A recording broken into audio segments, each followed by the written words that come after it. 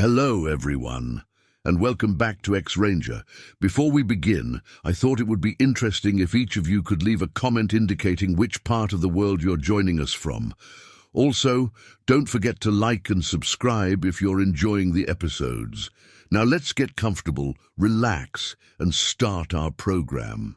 The cabin appeared out of nowhere, hidden in the thick brush, weathered and beaten by time, as if it had been watching us all along. The moment Josh and I spotted it, something felt wrong.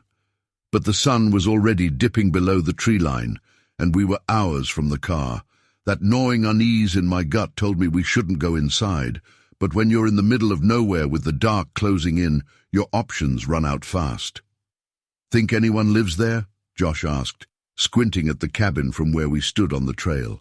The thing looked ancient, the wood warped and split in places. It sat half buried in the trees, so camouflaged that I doubted anyone had stumbled on it for years. If they had, they probably thought better of going inside. But we'd been hiking for hours, and it was getting colder. The chill in the air had settled deep into my bones, the kind of cold that tells you winter's just around the corner. I looked at Josh, and I could see the exhaustion on his face. We were both beat. "No idea," I muttered, taking a step closer to get a better look. "But we don't have much choice. I'm not sleeping out here in the open tonight." Josh grunted his agreement, tightening the straps on his pack. "Yeah, well, let's hope it doesn't collapse on us while we're inside." I didn't laugh. I couldn't shake the sense that we were making a mistake. The closer we got, the more I noticed things that didn't sit right. The windows were dark, covered in a thick layer of grime. The front door hung slightly off its hinges, creaking faintly in the wind. There were claw marks around the frame, long and jagged, like something had tried to get inside once, or tried to get out. "Think it's safe?" Josh asked, his voice quieter now, like he didn't want to break the silence around us. I swallowed hard, stepping up to the door. My fingers hesitated on the handle, slick with sweat despite the cold. Only one way to find out. The door groaned as I pushed it open. Inside, the cabin was dark and musty, the air thick with the smell of damp wood and rot. Dust particles floated lazily in the last rays of sunlight that seeped through the cracks in the walls.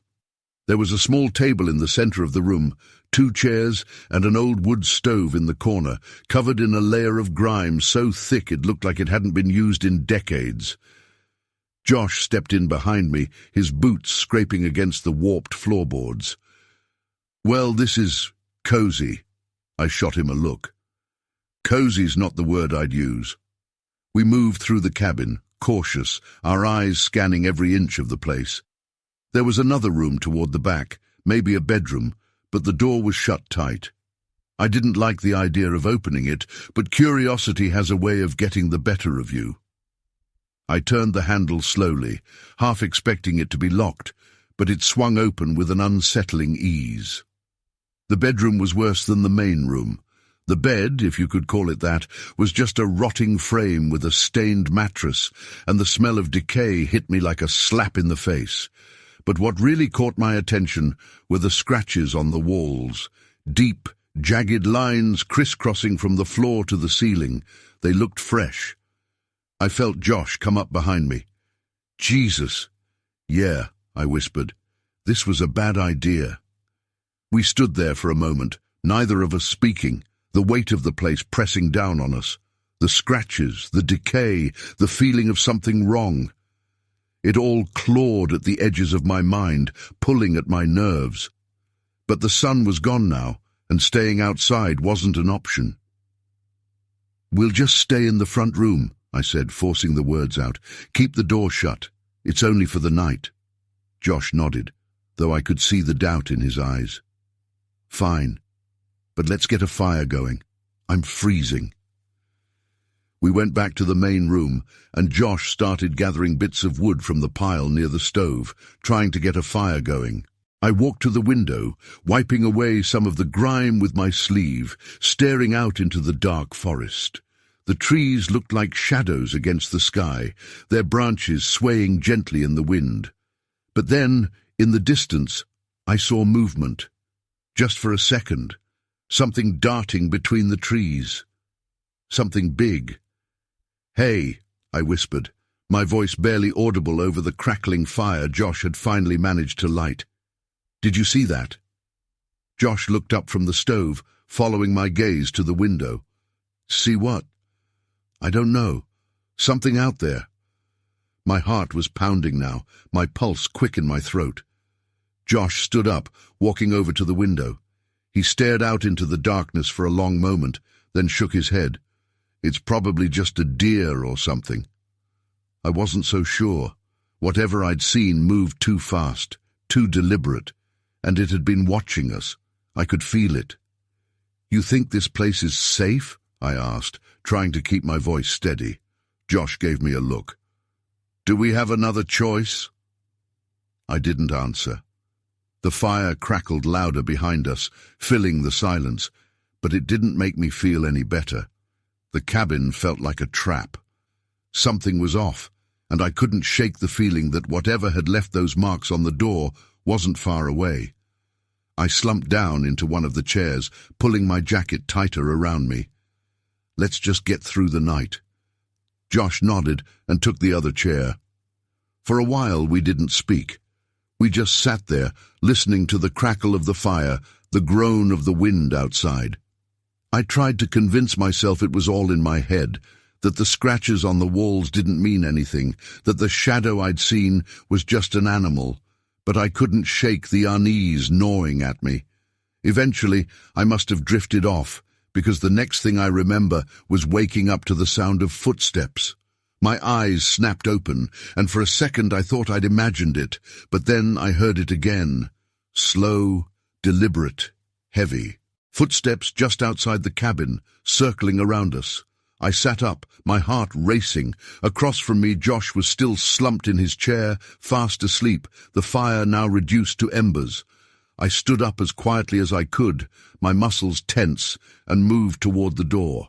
I pressed my ear against it, listening. The footsteps stopped, my breath caught in my throat. For a moment, there was nothing but silence, thick and oppressive.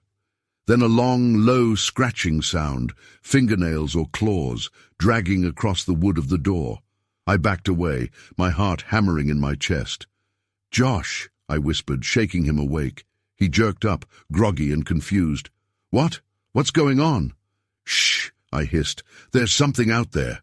His eyes widened and he scrambled to his feet, looking around the room. "You sure?" "I'm sure," I whispered, my voice shaking. "It's right outside." The scratching stopped. We both stood there, frozen, listening. For a long time, there was nothing but the faint sound of the wind. Then, from behind the cabin, a low, guttural growl. Josh's eyes met mine, and I could see the fear in them. "What the hell is that?" "I don't know," I whispered. "But we need to get out of here, now." Josh nodded, grabbing his pack and slinging it over his shoulder. I did the same, my hands shaking as I fumbled with the straps. We moved to the door, and I reached for the handle, pausing for just a second. The growl came again, closer this time, followed by the sound of something large moving through the brush behind the cabin. I yanked the door open, and we bolted outside. The cold hit me like a slap in the face, but I didn't care. All I could think about was getting as far away from that cabin as possible. Josh was right behind me, his breath coming in short, panicked gasps. We ran, our boots crunching through the underbrush, branches whipping at our faces. Behind us I heard it, something crashing through the trees, something fast, too fast. "Go, go, go!" I shouted, my legs burning with the effort. I didn't dare look back. I could feel it gaining on us, the ground shaking beneath its weight. But just as we broke through the tree line and onto the trail, the sound stopped. I stumbled to a halt, gasping for breath, and turned around. The woods behind us were still, silent. Whatever had been chasing us, it was gone. Josh collapsed onto the ground, panting. "What the hell was that?" I shook my head, my hands still trembling. "I don't know, but we're not going back." We didn't stay to find out what was waiting for us back at the cabin. We kept running, through the night, until the sun began to rise. We didn't stop until we reached the car. where we collapsed inside, exhausted but alive, and I knew without a doubt that we had barely escaped something we never should have found. Story 2. The howl pierced the night, unlike anything I'd heard in my 15 years as a forest ranger. It wasn't a wolf, bear, or any creature I knew. My hand instinctively tightened on the flashlight as I scanned the darkness, my breath forming small clouds in the cold air. I should have called it in, should have waited for backup, but curiosity got the better of me. I had to know. My name is Elena Vasquez, and I've spent most of my life in these woods. I thought I knew every sound, every scent, every trail, but tonight, something was different. The forest felt wrong. I moved slowly through the underbrush, my boots barely making a sound on the damp earth. The beam of my flashlight danced across gnarled tree trunks and tangled branches. Another howl echoed through the night, closer this time. My heart raced, but I pressed on. The trail opened into a small clearing bathed in pale moonlight. That's when I saw it. Hunched over the carcass of a deer was something big. Its massive frame was covered in dark, matted fur. At first, I thought it might be a bear, but as it shifted, I caught glimpse of unnaturally long limbs. This was no bear. My breath caught in my throat. I should run. I should radio for help, but I couldn't move, couldn't speak. I was frozen, my eyes locked on the creature before me. It must have sensed my presence because it suddenly went still. Slowly, agonizingly slowly, it turned its head towards me. In that moment, time seemed to stop. I found myself staring into eyes that glowed with an eerie amber light. They were intelligent eyes, predator's eyes, and they were fixed directly on me. The creature's muzzle pulled back, revealing rows of gleaming teeth. A low growl rumbled from its chest, a sound that vibrated through my very bones. My training kicked in, and I reached for my radio. But my fingers felt clumsy, refusing to cooperate. The radio slipped from my grasp, clattering to the ground. The noise seemed to trigger something in the creature. It rose to its full height, easily 8 feet tall, and let out a roar that shook the trees around us.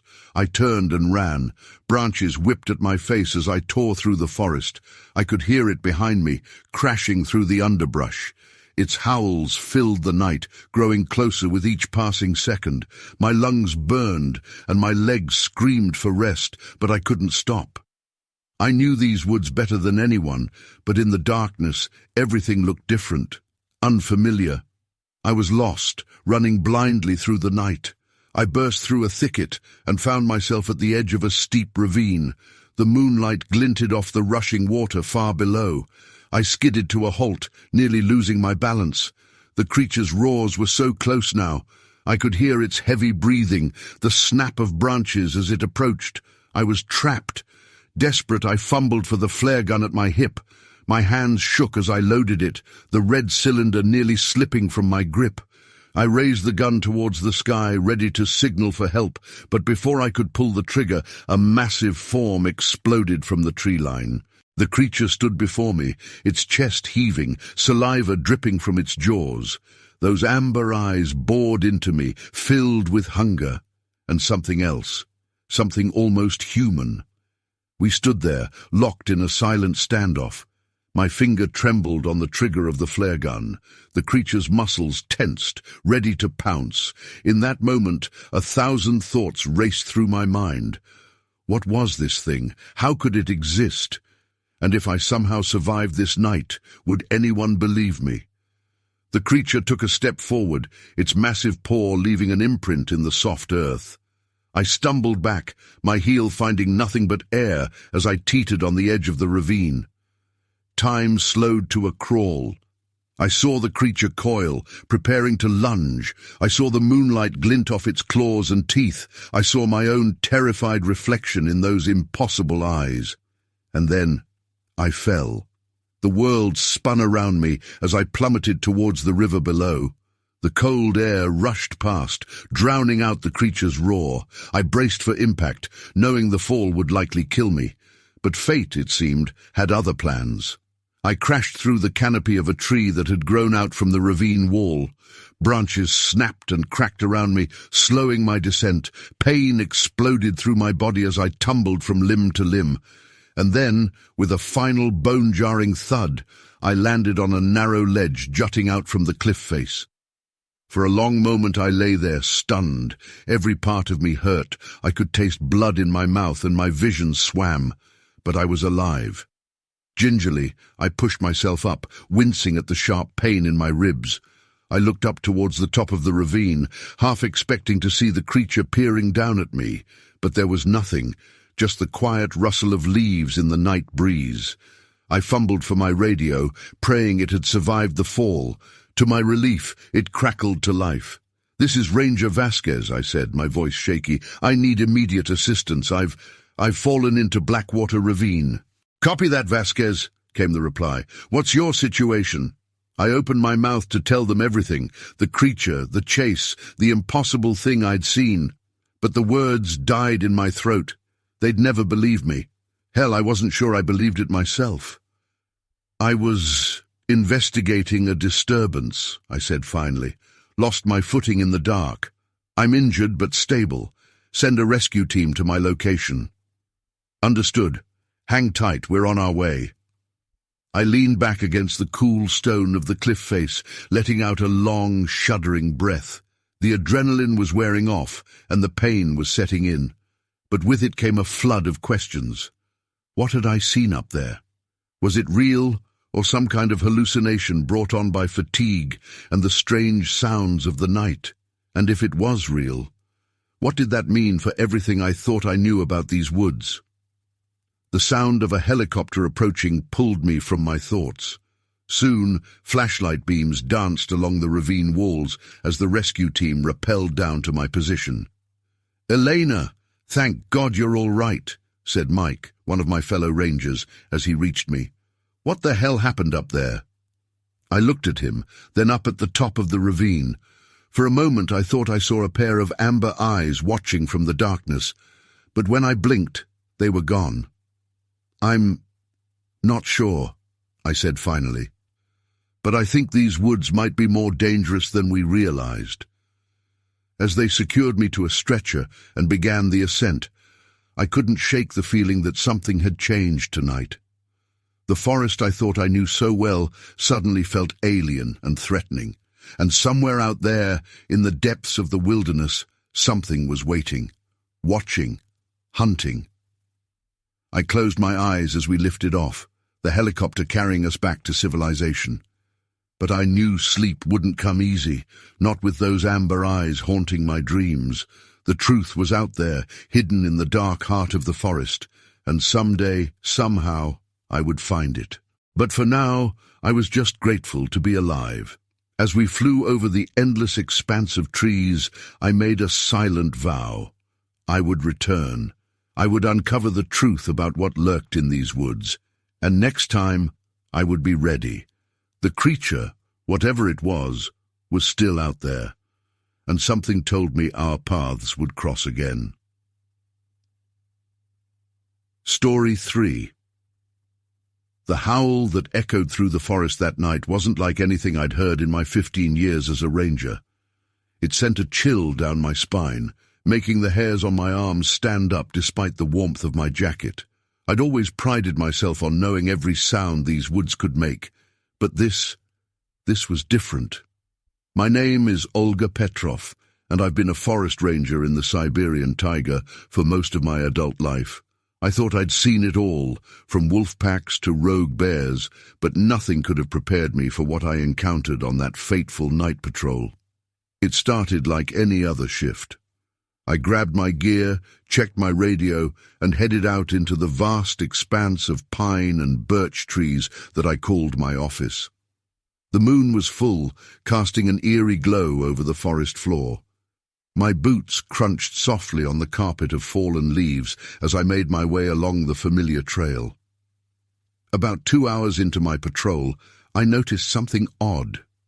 The usual nighttime sounds of the forest, the hooting of owls, the rustle of small animals in the underbrush, had gone completely silent. It was as if the entire forest was holding its breath.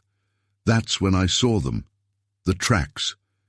At first, I thought they might belong to a large bear, but as I crouched down to examine them more closely, my breath caught in my throat.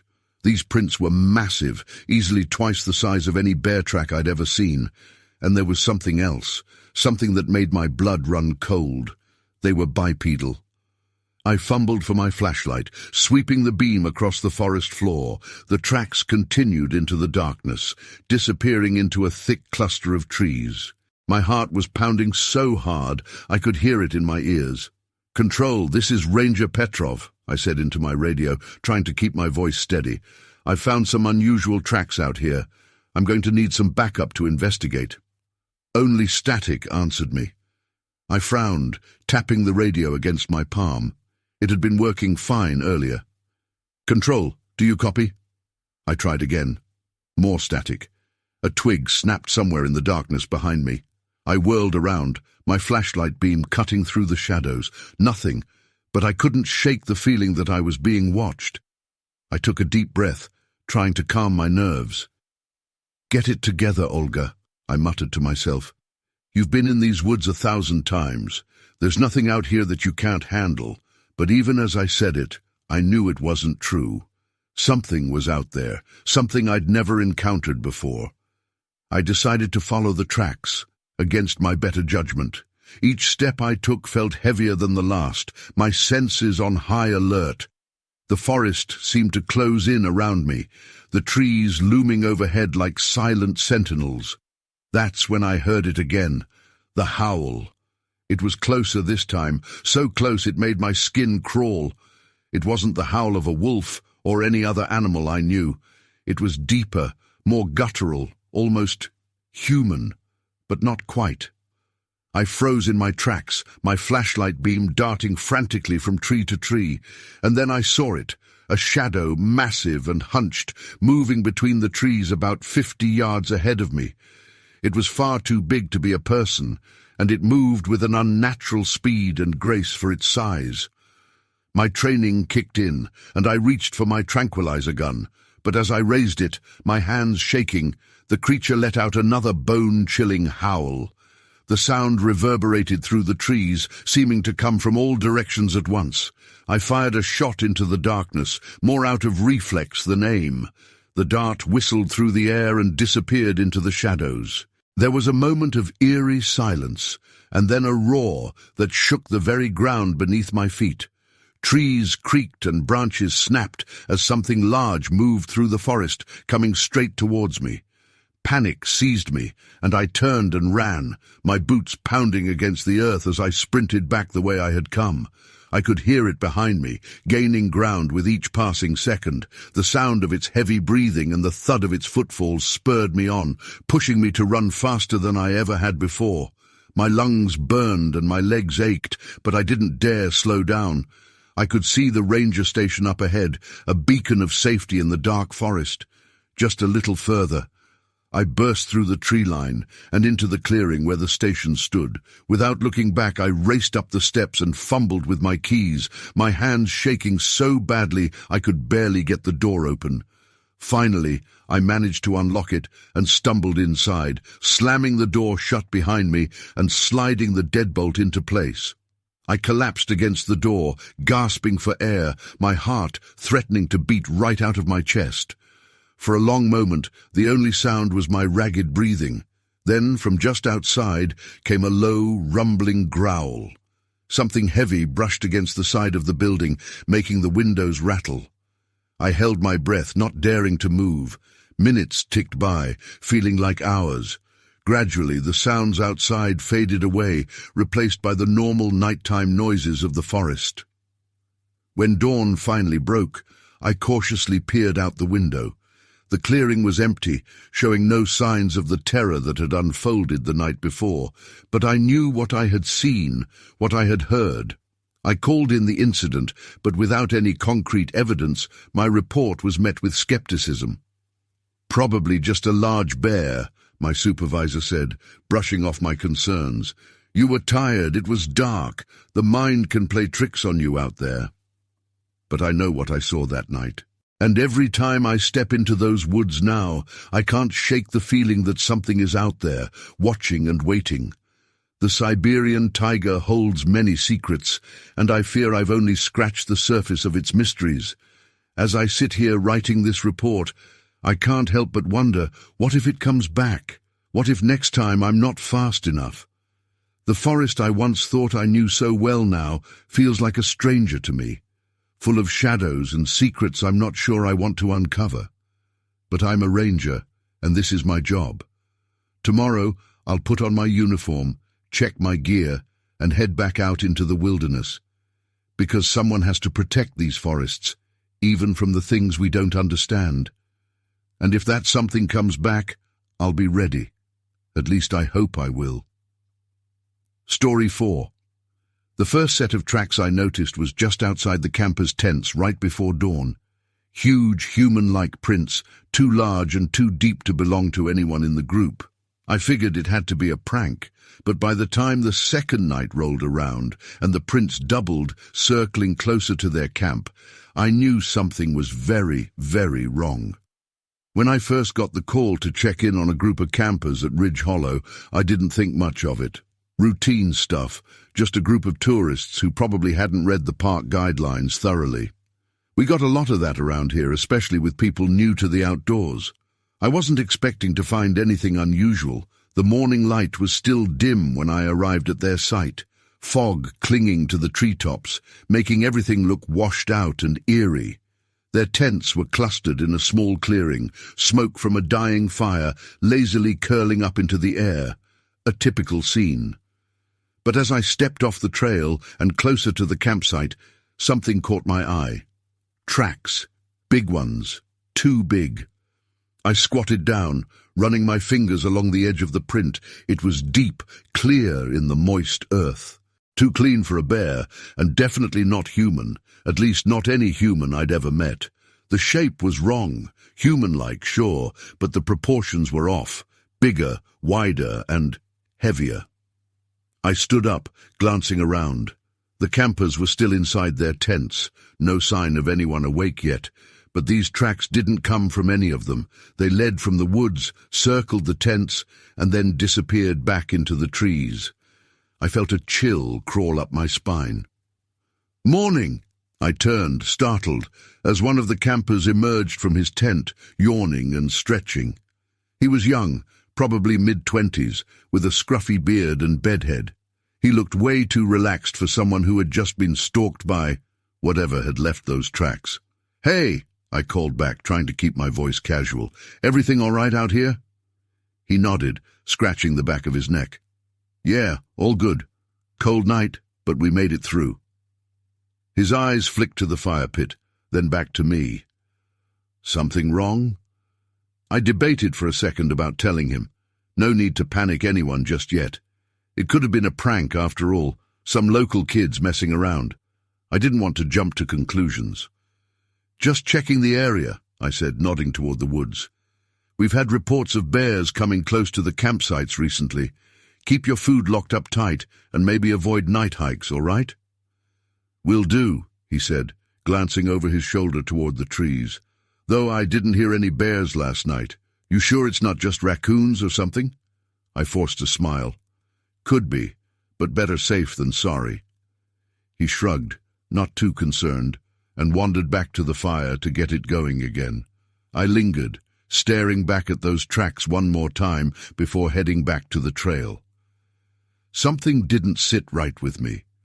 They were too close, too precise, and they hadn't made a sound. That night I couldn't shake the feeling that I needed to go back, so I did.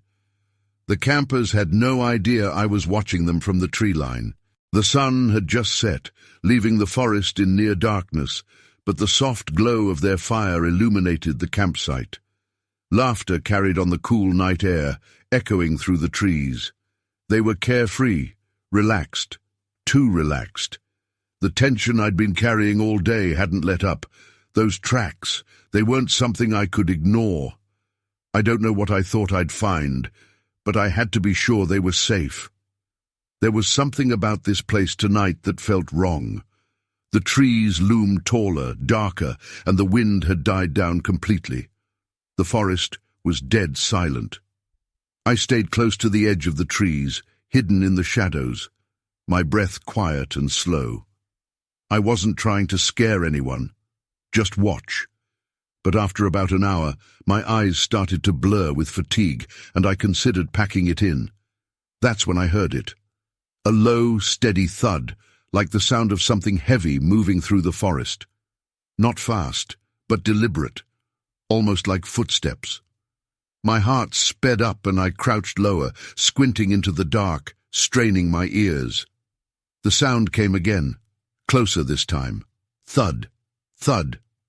I turned my head just in time to see a shadow, tall and broad, slip between two trees about 30 yards from the campsite. Whatever it was big, bigger than any animal around here. I couldn't make out details, just the bulk of it moving in the dim light, but it was enough to make the hair on my arms stand up. I reached for the radio on my belt, fingers shaking slightly. "Ridge Hollow, this is Lucas," I whispered into the radio. "I'm at the campsite. Something's moving out here, The radio crackled, cutting off as the signal dropped. Dead. I cursed under my breath, shoving it back onto my belt, and turned my attention back to the shadow. But it was gone. Suddenly, there was a sharp snap of a branch, and the campers went quiet. The laughter stopped abruptly, and I could see them looking around, their heads turning toward the sound. "Did you hear that?" one of them asked, his voice tense. "Probably just a deer or something," another said, though he didn't sound convinced. The fire crackled loudly in the silence that followed, the only sound in the entire forest. Thud, thud. The shadow reappeared, moving closer to the camp now, weaving through the trees with unsettling grace for something so large. It was circling them, stalking. I swallowed hard, gripping the flashlight in my hand. If I turned it on now, whatever it was would see me. But I couldn't just sit here and do nothing while those campers got ambushed. The thing stopped just at the edge of the light from their fire. I could make out its shape better now.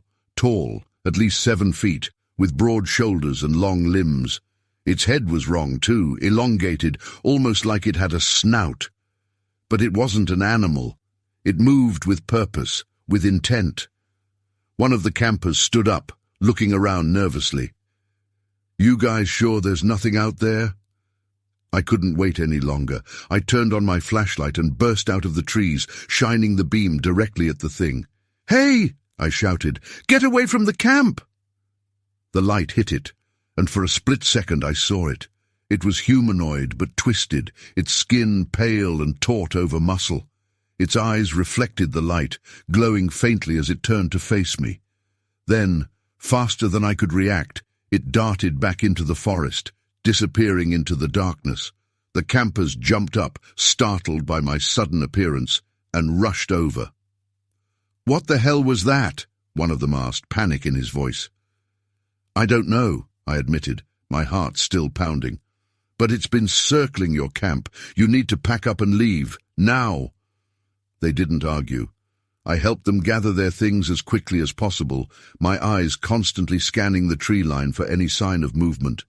The thing was still out there. I could feel it. As we moved back to the trail, I could hear it again, thud, thud, following us, keeping its distance but never too far away. The campers were too freaked out to notice, but I couldn't shake the sense that we were being hunted. Finally, we reached the clearing where they'd parked their cars. The campers piled in, their faces pale, and drove off without so much as a glance back. I stood there, alone now, staring into the forest. The footsteps had stopped, but I knew it was still out there, watching me from the shadows. I stayed there for a long time, listening, waiting for it to show itself again. But it never did. I don't know what I saw that night. I don't know what kind of creature leaves tracks like that, or moves with such unnatural speed, but I do know one thing for sure.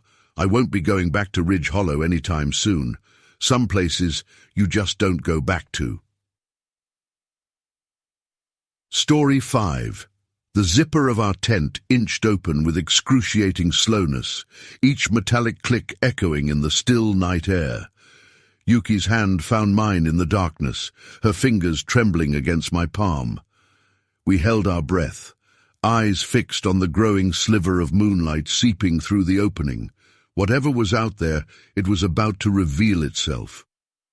My name is Akira Tanaka, and until tonight, I thought Bigfoot was nothing more than a campfire story. It had started as a typical camping trip. Yuki and I had been planning this getaway for months, a chance to escape the chaos of Tokyo and reconnect with nature. We chose this remote area in the mountains of Hokkaido, drawn by its pristine wilderness and, I'll admit, the local legends of Bigfoot sightings. "You don't actually believe in that stuff, do you?" Yuki had asked as we set up camp earlier that day, her eyebrow raised in that skeptical way I found so endearing. I shrugged, hammering a tent stake into the ground. "Not really, but you have to admit it adds a bit of excitement to the trip." Yuki rolled her eyes, but I caught the hint of a smile on her lips. "Just don't go chasing shadows in the night, okay? I'd rather not have to explain to the rescue team why my boyfriend got lost looking for a mythical creature." We spent the rest of the day hiking, taking in the breathtaking views of mist-shrouded valleys and ancient forests. As night fell, we retreated to our campsite, roasting marshmallows over a crackling fire and sharing stories under a canopy of stars. It was perfect, until it wasn't. The first sign that something was off came just after midnight. I woke to the sound of twigs snapping nearby, too heavy to be a small animal. Yuki stirred beside me. "Did you hear that?" she whispered, her voice tight with tension. I nodded, straining my ears. For a moment there was only silence, then, unmistakably, the sound of footsteps. Heavy, deliberate footsteps circling our tent. "It's probably just a deer," I said, trying to convince myself as much as her. But even as the words left my mouth, I knew it wasn't true. The footsteps were too rhythmic, too purposeful. Yuki clutched my arm. "Akira, look," she breathed, pointing at the side of the tent. My blood ran cold. Silhouetted against the fabric was a massive shadow, easily 7 or 8 feet tall. It moved with an unsettling grace, pausing occasionally as if to listen. "What do we do?" Yuki's voice was barely audible, her eyes wide with fear. I reached for my phone, cursing silently when I remembered we had no signal out here. The flashlight. It was our only option. "When I say go," I whispered, "we turn on our lights and make as much noise as possible, try to scare it off." Yuki nodded, her hand closing around her own phone. We waited, hearts pounding as the shadow loomed closer. "Now." We flicked on our lights, their harsh beams cutting through the darkness. I let out the loudest yell I could muster, Yuki joining in with a piercing scream. For a moment, there was chaos. The shadow recoiled, a startled grunt echoing through the night. We heard the crash of underbrush as something large moved away from the tent. Then, silence. We sat there, panting, straining to hear any sign of the creature's return. Minutes ticked by, each second feeling like an eternity. "Is it gone?" Yuki finally asked, her voice hoarse from screaming. I was about to respond when we heard it. A low, rumbling sound that wasn't quite a growl and wasn't quite human. It came from just beyond the edge of our campsite, as if the creature was watching us, waiting. "We need to get out of here," I said, trying to keep my voice steady. "Pack up quickly, we'll make for the car." Yuki nodded, her face pale in the glow of our phones. We moved as quietly as we could, shoving our belongings haphazardly into our backpacks. That's when we heard the zipper. Now, as the opening widened, I felt a primal fear unlike anything I'd experienced before. This was wrong. This couldn't be happening.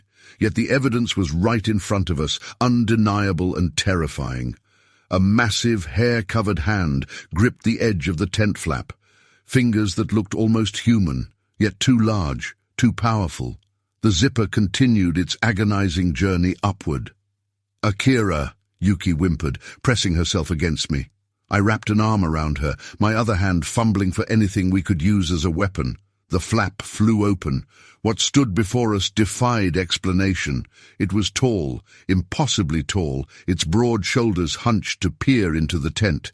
Thick, matted fur covered its body, and its face. God, its face.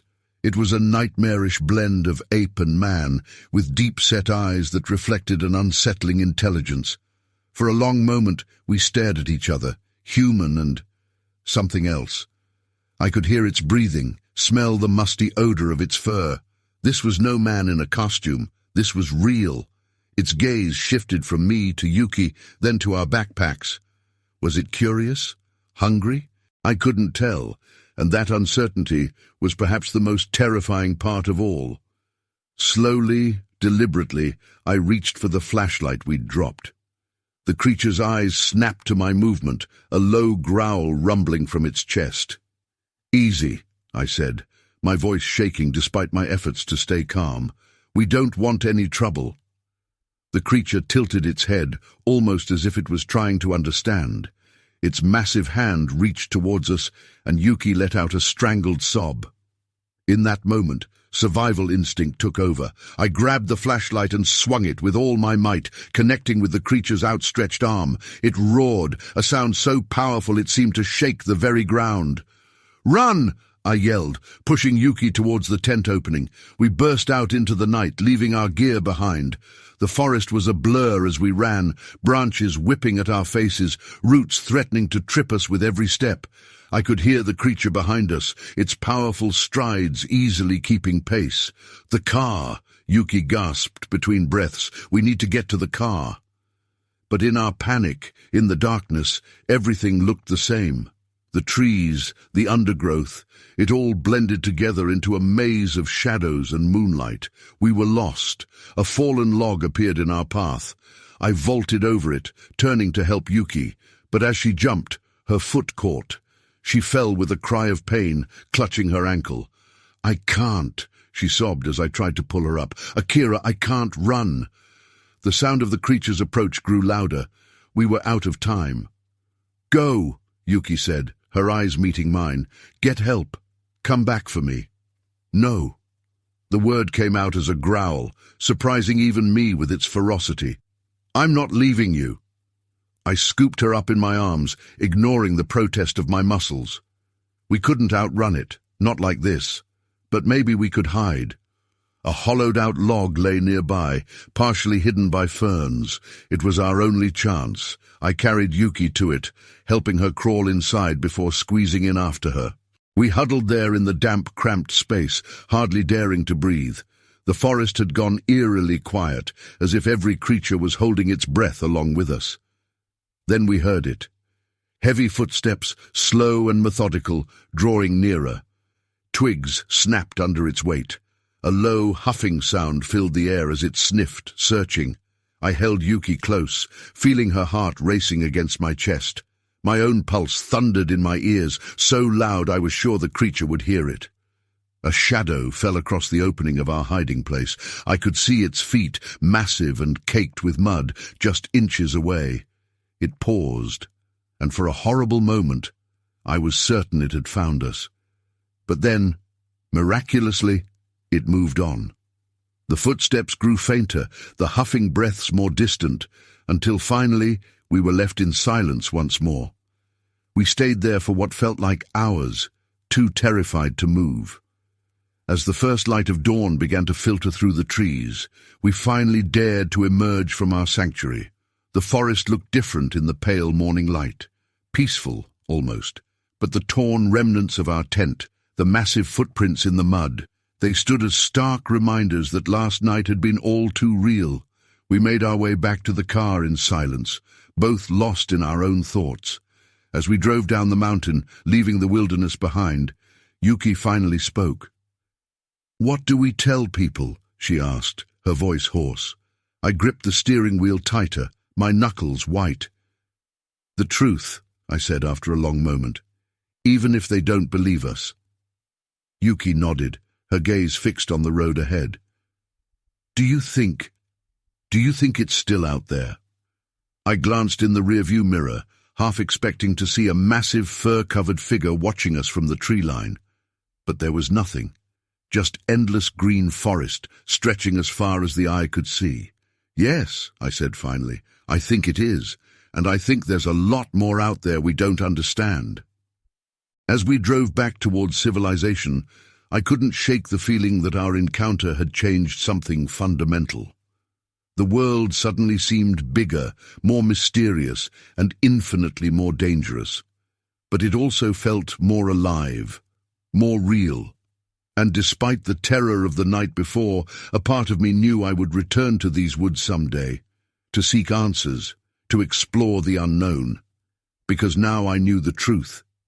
Bigfoot wasn't just a campfire story, and who knew what other secrets were hiding in the dark corners of the world, waiting to be discovered. Story 6. The first scream pierced the night like a knife, jolting me awake. For a moment I lay frozen in my sleeping bag, heart pounding, wondering if I'd dreamed it. Then it came again, closer this time, a sound of pure terror that made my blood run cold. "Dimitri, did you hear that?" Alex's urgent whisper came from the tent next to mine. "Yeah," I managed to croak out, my throat suddenly dry. "What the hell was it?" I fumbled for my flashlight, hands shaking as I unzipped my tent. The beam cut through the darkness, revealing nothing but trees and underbrush. The night was eerily still, as if the entire forest was holding its breath. We'd come to these remote woods for a weekend of camping and hiking, 4 friends looking for adventure. We'd heard the stories, of course, tales of strange creatures lurking in the shadows, of hikers gone missing without a trace. But we'd laughed them off as local legends, the kind of campfire stories told to scare tourists. Now, as I stood there in the pitch-black forest, those stories didn't seem so funny anymore. Should we go look?" Marina's voice trembled as she emerged from her tent, wrapping her arms around herself. I hesitated. Every instinct screamed at me to stay put, to hunker down and wait for daylight. But what if someone was hurt out there? What if they needed help? "We have to," I said, trying to sound more confident than I felt. "It could be another camper in trouble."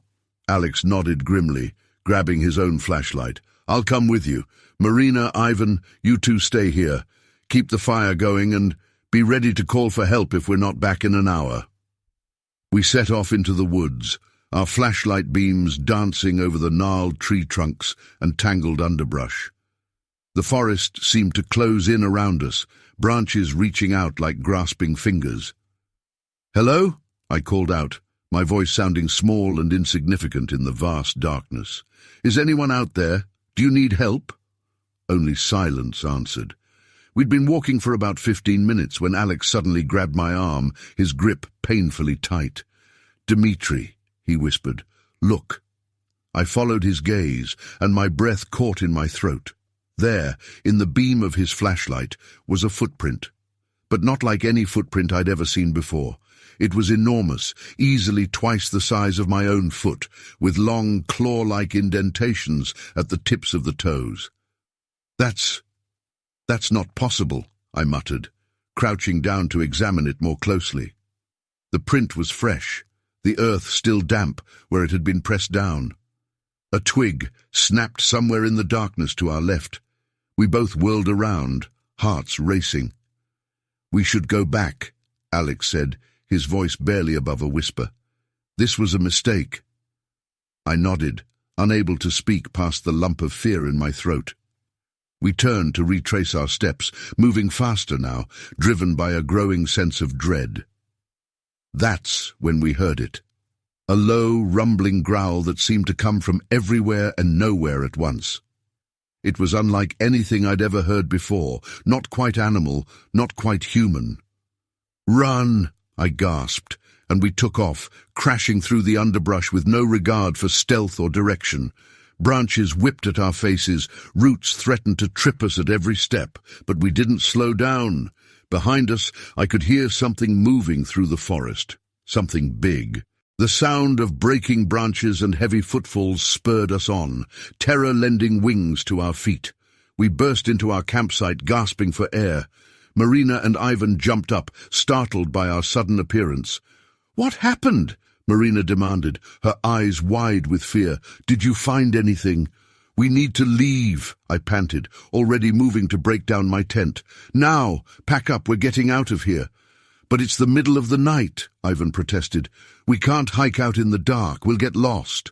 "We don't have a choice," Alex cut in, his voice sharp with fear.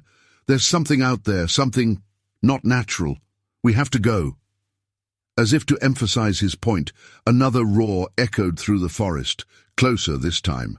Marina let out a small whimper of fear. We packed up in record time, shoving our gear haphazardly into our backpacks. The entire time, I kept glancing over my shoulder, expecting to see some monstrous shape emerge from the tree line.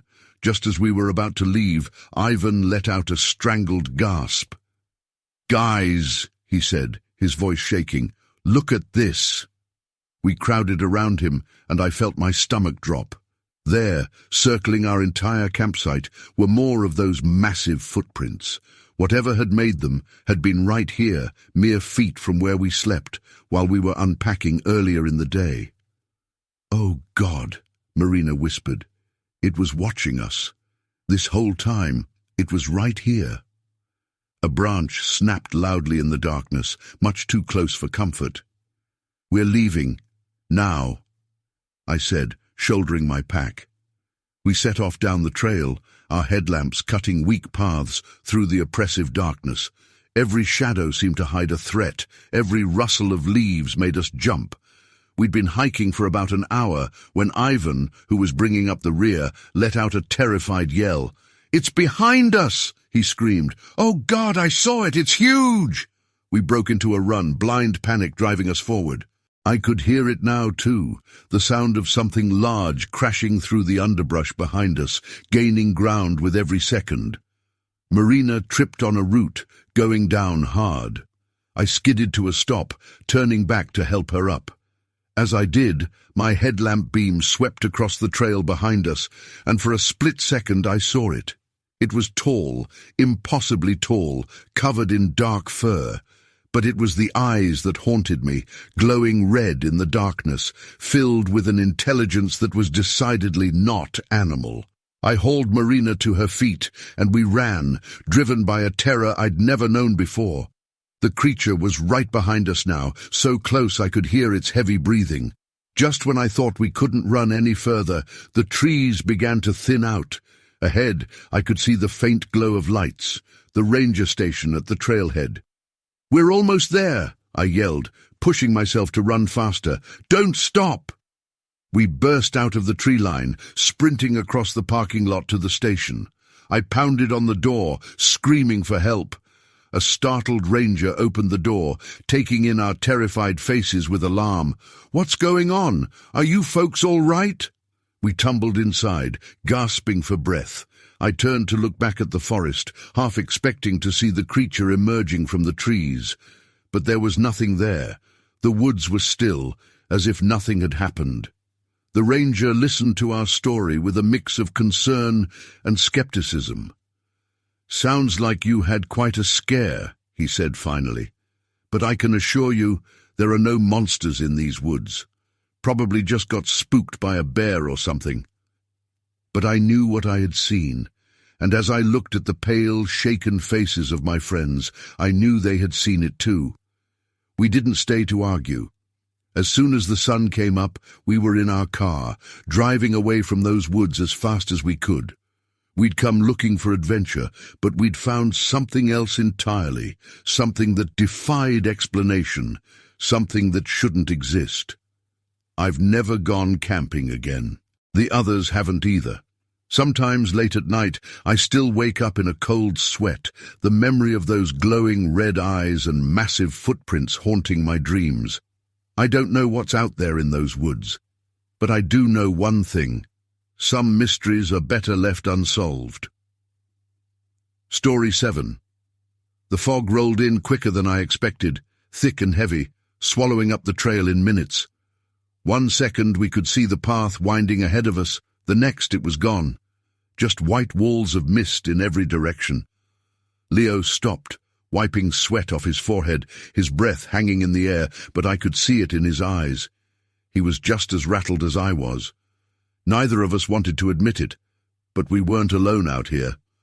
We had started the hike early, aiming to summit the ridge before sunset. It was supposed to be a straightforward trail, nothing complicated. 5 miles up, 5 miles down. Just enough of a challenge to get our legs burning, but not enough to make us regret it. But the weather wasn't supposed to turn this fast. I glanced over at Leo, who was squinting into the fog, like he could will it to lift if he just stared hard enough.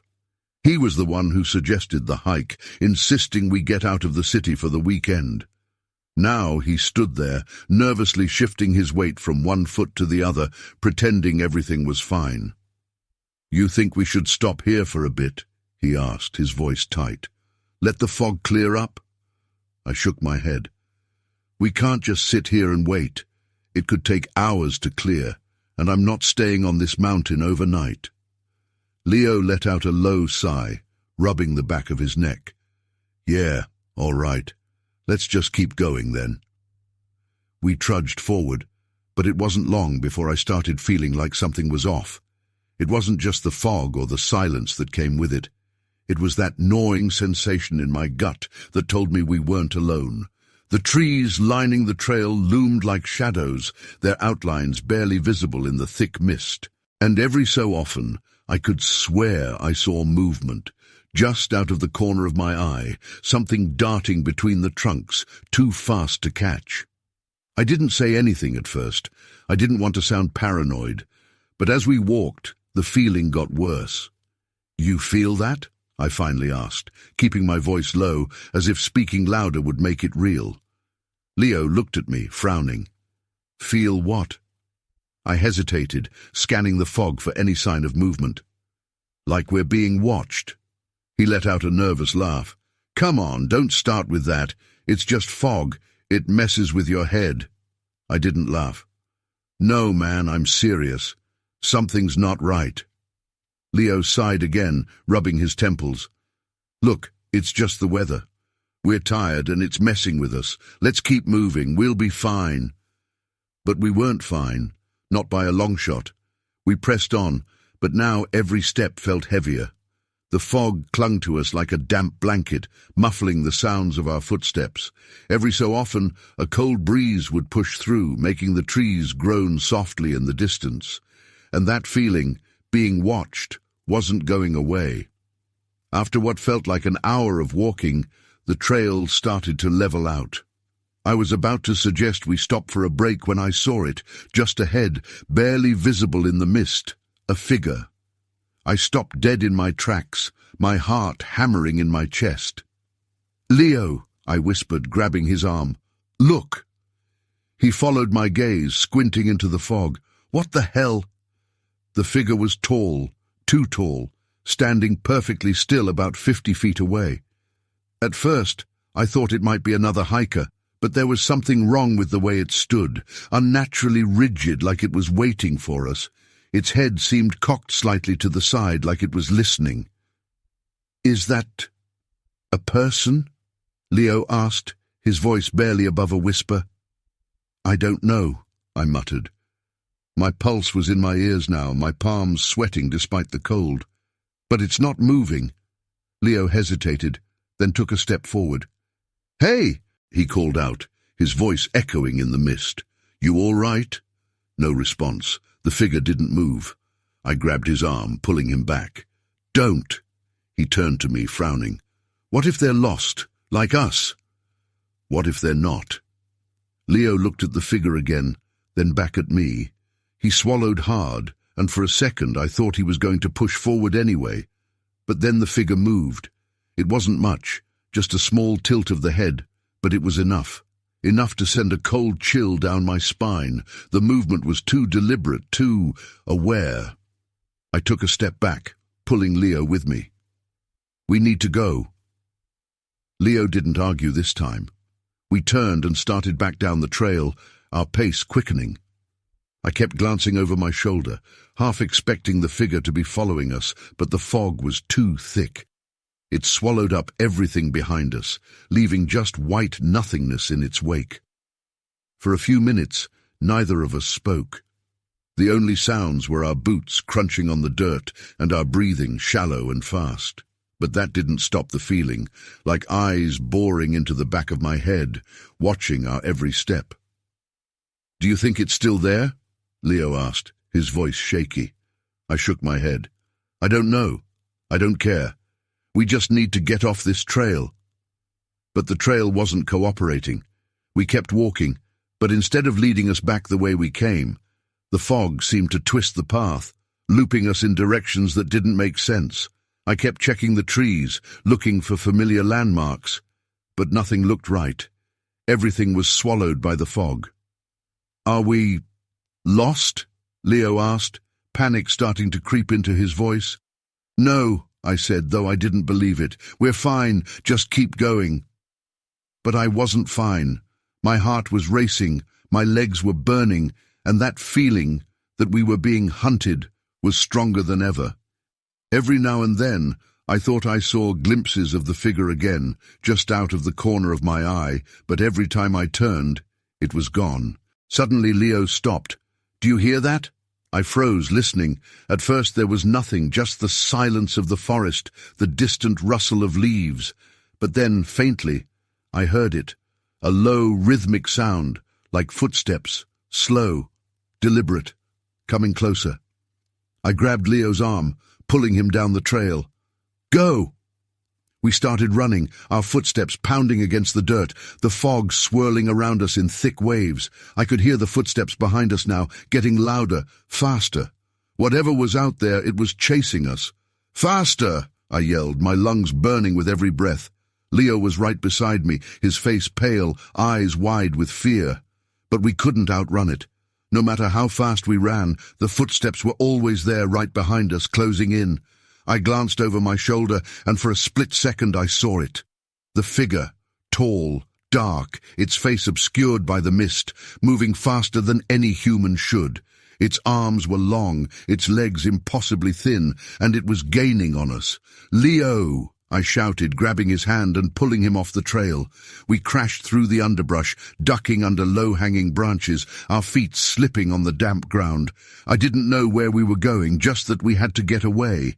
But the footsteps didn't stop. We ran for what felt like hours, our muscles burning, the cold air stinging our lungs. The fog seemed to thicken around us, making it harder to see, harder to breathe. I could still hear the footsteps, closer now, almost right behind us. Finally, we stumbled into a small clearing, collapsing onto the ground, gasping for breath. I looked around, my eyes wild, searching the fog for any sign of the figure, but it was gone. The footsteps had stopped. Leo sat beside me, his face pale, sweat dripping down his forehead. "What the hell was that?" "I don't know," I panted, still catching my breath. "But we need to keep moving." He nodded, his hands trembling as he pulled himself to his feet. Let's get out of here." We started walking again, slower this time, our eyes scanning the fog for any sign of movement. But the forest was silent now, the footsteps gone, the figure nowhere to be seen.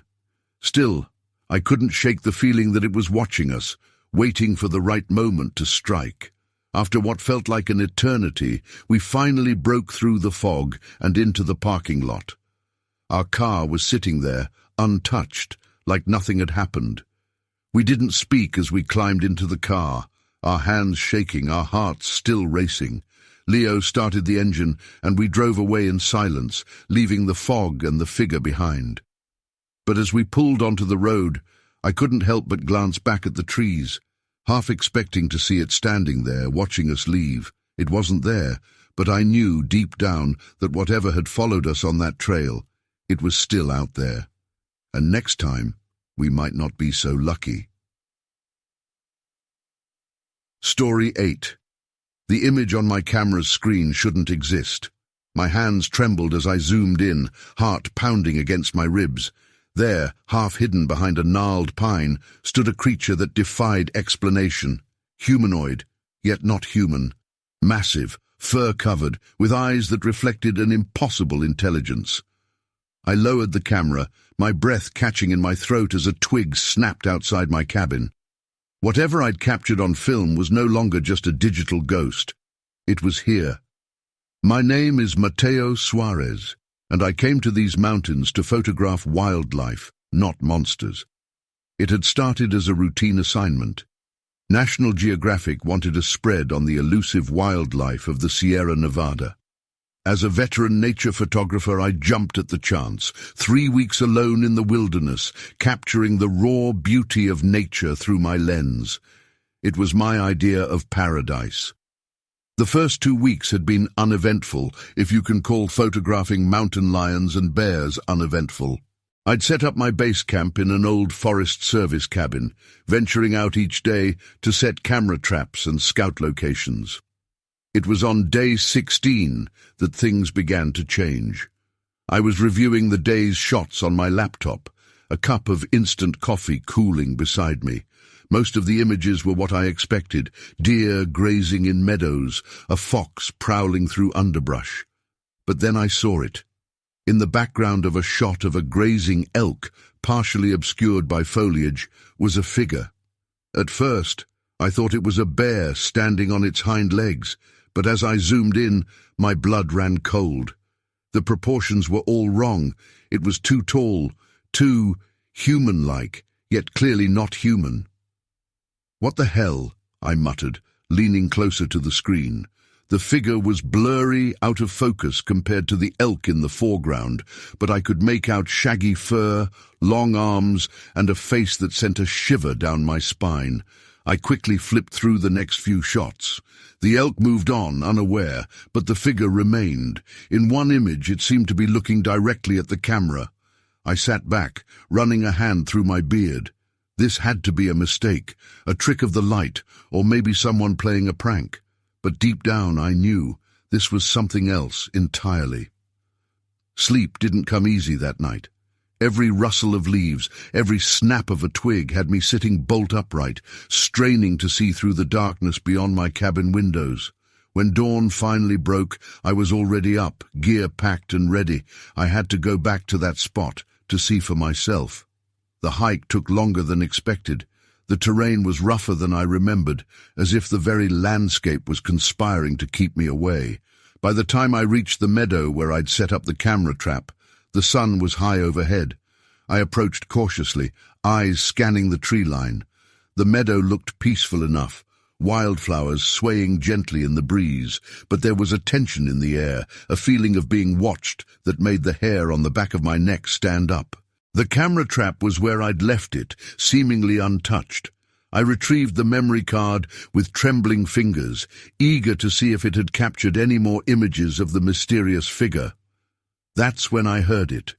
A low, rumbling sound that wasn't quite a growl and wasn't quite human. It came from the dense forest to my left. I froze, my heart hammering in my chest. Slowly, I turned towards the sound. At first, I saw nothing but shadows and leaves. Then, a movement caught my eye. Something large shifted behind a massive pine tree. I caught a glimpse of matted fur, a flash of eyes that reflected the sunlight like polished amber. "Hello?" I called out, my voice cracking. "Is someone there?" Silence. Even the birds had stopped singing. I took a hesitant step forward, then another. The rational part of my brain screamed at me to run, to get as far away from here as possible. But the photographer in me, the part that lived for capturing the impossible, urged me on. "I'm not here to hurt you," I said, trying to keep my voice steady. "I just want to understand." A branch snapped underfoot as I moved closer. Suddenly, the forest exploded into motion. Something massive burst from behind the tree, moving with impossible speed for its size. I caught a fleeting impression of shaggy fur, long limbs, and those haunting eyes before it disappeared into the undergrowth. I stood there, paralyzed, for what felt like hours, but was probably only minutes. My mind struggled to process what I'd seen. It was one thing to capture a blurry image on camera. It was another entirely to see it in the flesh. The sound of my own ragged breathing snapped me back to reality. I needed to get back to the cabin, to review the footage, to try and make sense of all this. The hike back was a blur. Every shadow seemed to hide a lurking figure, every rustle of leaves a potential threat. By the time I reached the cabin, the sun was setting, painting the sky in vivid oranges and purples. I locked the door behind me, though I doubted it would do much good against whatever that thing was. With shaking hands, I inserted the memory card into my laptop. The first few images were nothing special. More elk, a curious marmot, the usual forest denizens. But as I flipped through, my breath caught in my throat. There it was, clearer than before, standing at the edge of the meadow. The creature was massive, easily 8 feet tall, with a body covered in thick, matted fur. Its face was a nightmarish blend of ape and man, with a sloped forehead and deep-set eyes that seemed to glow with an inner light. But it was the intelligence in those eyes that truly terrified me. This was no mindless beast. Whatever this creature was, it was thinking, observing, perhaps even studying me as much as I was studying it. I was so engrossed in the images that I almost missed the sound. A soft scraping noise coming from just outside the cabin. My head snapped up, eyes wide as I stared at the door. The scraping came again, followed by a low, huffing breath. Something was out there, something big. I reached for my satellite phone with trembling hands, only to find the battery dead. Of course, I was on my own. The doorknob began to turn, slowly, deliberately. I held my breath, every muscle in my body tensed for flight. But the door didn't open. Instead, I heard a series of strange vocalizations, not quite speech, but too complex to be animal calls. Then, silence. I don't know how long I sat there, frozen in place, waiting for something to happen. Eventually, the first light of dawn began to filter through the windows. Cautiously, I approached the door.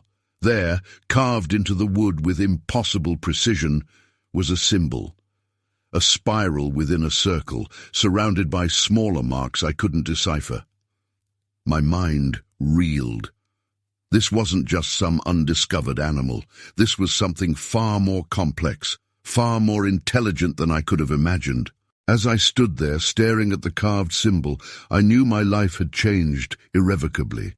I had come here to photograph wildlife, but I had stumbled upon something far greater, a mystery that challenged everything I thought I knew about the natural world. Part of me wanted to run, to get as far away from these mountains as possible and never look back. But a larger part, the part that had driven me to become a photographer in the first place, knew I couldn't leave. Not yet. There were questions that needed answers. What was this creature? How long had it been here, hidden from the world? And most importantly, what did it want? I took a deep breath, steeling myself for what was to come.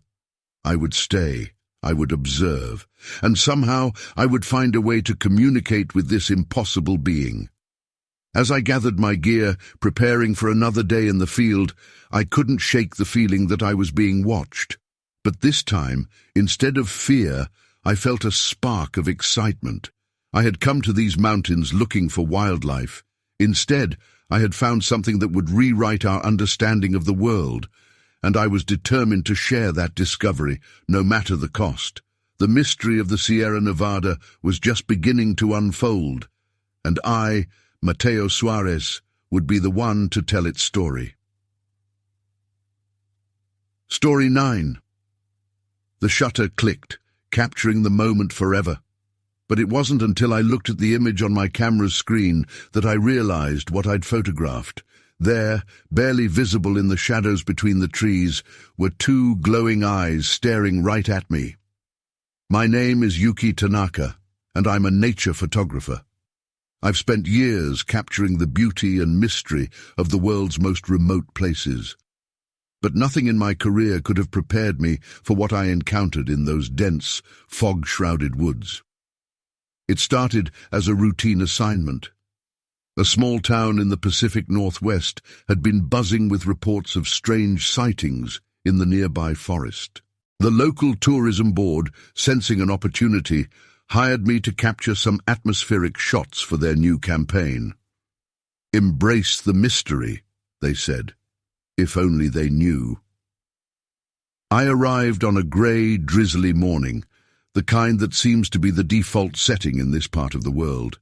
The forest loomed before me, a wall of green so dark it was almost black. As I shouldered my camera bag and checked my gear one last time, a local approached me. "You heading into Shadow Pine Forest?" he asked, eyeing my equipment. I nodded. "That's the plan. I hear it's quite beautiful." The man's weathered face creased with concern. "Beautiful, sure. But be careful in there. Strange things happen in those woods. People go in and don't come out the same, if they come out at all." I laughed, trying to hide my unease. "I'm sure I'll be fine. I've been in plenty of forests before." He shook his head slowly. "Not like this one, you haven't." With that ominous warning, he trudged away, leaving me alone at the trailhead. I pushed his words to the back of my mind and set off into the forest. The trail was narrow and overgrown, barely visible in places. The trees pressed in close on either side, their branches intertwining overhead to create a canopy so thick that it felt like twilight, even in the middle of the day. As I ventured deeper, I began to notice things. Odd things. The forest was eerily quiet, devoid of the usual chirping of birds or rustling of small animals. The air felt thick and heavy, almost oppressive, and there was a smell, a musky animal odor that seemed to grow stronger the further I went. About an hour into my hike, I came across the first truly strange sight. In a small clearing, I found a pile of animal bones, arranged in a pattern that was decidedly unnatural. They formed a rough circle, with smaller bones radiating out from the center like spokes on a wheel. My instincts screamed at me to turn back, but my curiosity and my professional pride pushed me forward. I raised my camera, capturing several shots of the bone arrangement from different angles. As I lowered the camera, movement caught my eye. Something large darted between the trees at the edge of the clearing. I whirled around, heart pounding, but saw nothing but shadows and mist. "Hello!" I called out, my voice sounding small and insignificant in the vastness of the forest. "Is someone there?" Only silence answered me. I took a deep breath, trying to calm my nerves. "Get it together, Yuki," I muttered to myself. "You're here to do a job. Focus on that." I pressed on, deeper into the forest. The trail became harder to follow, often disappearing entirely, only to reappear several yards away. I had the unsettling feeling that the forest itself was shifting around me, trying to confuse and disorient me. As the day wore on, the mist thickened, reducing visibility to mere feet in front of me. The trees loomed out of the fog like silent sentinels, their gnarled branches reaching out like grasping fingers. That's when I heard it. A low, rumbling growl that seemed to come from everywhere and nowhere at once. It wasn't like any animal sound I'd ever heard before. It was deeper, more guttural, almost human, but not quite. I froze, my finger poised over the shutter button of my camera. Slowly, I turned in a circle, peering into the mist. And then I saw them. Two glowing eyes, watching me from the shadows between the trees. Without thinking, I raised my camera and clicked the shutter. The flash illuminated the forest for a split second, and in that moment, I caught a glimpse of something that defied explanation. It was tall, impossibly tall, covered in dark fur, but it was the face that haunted me. Not quite animal, not quite human, with intelligence burning in those glowing eyes. Then it was gone, vanishing into the mist as if it had never been there at all. My hands shook as I looked at the image on my camera's screen. There, barely visible in the shadows, were those eyes staring right at me, but the rest of the creature was frustratingly out of focus, a blur of dark fur and long limbs. I knew I should leave. Every instinct was screaming at me to get out of those woods as fast as I could, but I couldn't. Not yet. I needed more, better shots, proof of what I'd seen. So I pressed on, deeper into the heart of the forest. The mist grew thicker, the shadows deeper. I lost all sense of time and direction, guided only by the occasional glimpse of those glowing eyes in the distance. I don't know how long I wandered. Hours, maybe. The forest seemed to go on forever, an endless maze of twisted trees and clinging mist. And always, just at the edge of my vision, that shape, watching, waiting. Finally, as the last of the daylight began to fade, I stumbled into another clearing. And there, in the center, was a sight that made my blood run cold. It was a nest, a massive nest, big enough for something far larger than any animal I knew. It was made of broken branches and what looked disturbingly like scraps of clothing, and scattered around it were more bones, some animal, some not. I raised my camera with trembling hands, determined to document what I was seeing. But as I looked through the viewfinder, I realized I wasn't alone in the clearing. It stood at the edge of the trees, partially hidden by the mist. But I could see enough to know that the stories were true, that the warnings were real, that some things in this world defy explanation. Our eyes met, and in that moment I understood true fear. This wasn't just an animal. There was intelligence in those eyes, ancient and alien. It knew me. It had been watching me, leading me here, to this place. I took the shot. The flash lit up the clearing, and for one heart-stopping moment, I saw it clearly. Then everything went black. I woke up at the trailhead, my camera clutched to my chest. How I got there, I don't know. My clothes were torn, my body covered in scratches and bruises, but I was alive. With shaking hands, I turned on my camera and scrolled through the images. Blurry shots of trees, mist, the bone circle, and then nothing. The last dozen shots were gone, as if they'd never been taken. I've tried to tell people what happened, to explain what I saw in those woods, but without proof, who would believe me? The tourism board was thrilled with the atmospheric shots I managed to get. Perfect for our campaign, they said, really captures the mystery of the forest. If only they knew. I don't go into forests anymore. I've turned down assignments that would take me into the deep woods. Some nights, I still wake up in a cold sweat, the memory of those glowing eyes burning in my mind. I know what's out there now, and I know that some mysteries are better left unsolved. Some truths are too terrifying to face. But I can't shake the feeling that it's not over, that somewhere in the depths of that misty forest, something is waiting, watching, and one day it might decide to come looking for me. Story 10. The first time I saw it, I thought it was a trick of the light, a shadow stretching between the trees, too tall and too still to be an animal. I blinked, and it was gone. But the next night, when I returned to check the camp, that same figure stood there again, just beyond the tree line, watching, and this time it didn't disappear. I'd been a ranger at the state park for nearly 6 years, and nothing rattled me. Bears, mountain lions, the occasional lost hiker, they were part of the job. But this was different. This was something I couldn't shake off, no matter how hard I tried. It started with a routine patrol. A group of campers had set up near Pine Ridge, and I was just doing my rounds, making sure everyone was sticking to the rules. The group was easy enough, 2 couples, mid-30s, all smiles and campfire songs. They weren't the problem. But as I stood there, chatting with one of the guys about fire safety, I noticed something out of the corner of my eye. A figure, standing between 2 trees about 50 yards away. It was tall, taller than any person should be, its shape blurred in the twilight. I blinked, looked again, and it was gone. Something wrong? One of the campers, the guy named Mark, asked, following my gaze. Nah, I lied, forcing a smile. Just thought I saw something. Mark didn't seem concerned. Probably a deer. We saw a couple earlier. Yeah, probably, I said, though my gut told me it wasn't. I left the campsite a few minutes later, but that feeling stayed with me. As I made my way down the trail, I couldn't shake the image of that figure, tall, still, watching.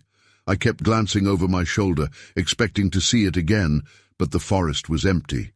The usual sounds of the woods surrounded me, crickets, wind rustling the leaves, but none of it felt right. When I got back to the ranger station, I tried to put it out of my mind. Weird shadows in the woods weren't exactly unheard of, especially with the way the light played tricks at dusk. I told myself it was nothing. But as I settled into my chair, flipping through some paperwork, I found myself glancing out the window more than once, half expecting to see something lurking outside. The next night, I went back to Pine Ridge to check on the campers again. Same routine. I pulled up in my ATV, parked near the trailhead, and walked the short distance to their site. The fire was burning low, and the campers were sitting around it, laughing and drinking. But as I approached, I noticed something immediately. The mood had changed. The smiles were tighter, the laughter more forced. Something had shifted in the 24 hours since I'd last seen them. Mark saw me first and stood up, brushing the dirt off his hands. "Hey, Ranger," he said, his voice light but strained. "Good to see you again." "You too," I replied, glancing around the campsite. "Everything okay?" Mark hesitated, then exchanged a glance with his wife, who was sitting by the fire, fidgeting with the sleeve of her jacket. "Yeah, I mean, we're fine, just kind of weirded out." "Weirded out?" I asked, my pulse quickening. "What happened?" One of the women, Sarah, spoke up from her seat. "It's probably nothing, but last night we heard something. Something big, walking around the camp. And when Mark went out to check, he said he saw something." Mark nodded slowly, rubbing the back of his neck. "I don't know what it was. At first, I thought it was a bear, but it didn't move like one. It was just standing there, watching us." My stomach dropped. "Where was it?" Mark pointed toward the trees, exactly where I'd seen the figure the night before. "Over there, just beyond the firelight. It stayed there for a while, then it just disappeared." I felt a cold knot form in my gut. "Did you see it again after that?" Mark shook his head. "No, not since, but it freaked us out enough that we barely slept." I nodded, forcing myself to stay calm. "Could be an animal. Bears sometimes get curious, especially if there's food around." Sarah shook her head, her eyes wide. "It wasn't a bear. It was too tall, and the way it stood there, it felt wrong." I glanced at the trees, the darkness pressing in around us. "I'll do a sweep of the area just to be safe, but keep the fire going and stick close to camp tonight, okay?" Mark nodded, his jaw tight. "Yeah, will do." I turned and headed toward the trees, my flashlight cutting through the darkness. The beam illuminated the trunks, casting long shadows across the forest floor. I moved slowly, my senses on high alert, listening for anything out of place. The deeper I went, the quieter the forest became. No birds, no insects, just the sound of my boots crunching on the dirt. And then I heard it, a faint rustling just ahead. I stopped, heart pounding, and aimed the flashlight toward the sound. For a moment there was nothing, just the trees, standing silent and still. But then, out of the corner of my eye, I saw movement, a shadow slipping between the trunks, too tall, too fast. I tightened my grip on the flashlight, my breath coming quicker now. "Hello?" I called out, my voice unnaturally loud in the quiet. "Anyone there?" No answer, just the wind stirring the leaves. I moved forward slowly, scanning the trees for any sign of movement, but the figure was gone. Whatever it was, it had vanished, just like the night before. I stood there for a few minutes, my heart racing, waiting for something to happen. But the forest remained still. Finally, I turned back toward the campsite, my mind racing with possibilities. An animal? A person? I didn't know. But whatever it wasn't normal. When I returned to the camp, Mark was standing by the fire, his arms crossed tightly over his chest. "Find anything?" he asked, his voice tight. I shook my head. "Nothing, but I'll stay close tonight just in case." Mark nodded, but I could see the worry etched into his face. "Thanks, Ranger. We appreciate it." I settled down a little way from the camp, keeping the firelight in view. The night dragged on, the darkness pressing in around me, but I stayed alert, listening for any sound, any sign of movement. Every crack of a twig, every rustle of leaves set my nerves on edge. Hours passed, and just as I started to relax, I saw it again. The figure. It was standing at the edge of the trees, exactly where Mark had pointed earlier. This time I could see it more clearly, the outline of a tall, humanoid shape, its head tilted slightly, watching the camp. My breath caught in my throat, and I froze, not daring to move. The figure didn't budge. It just stood there, perfectly still, as if waiting for something. I reached for my radio, my fingers trembling.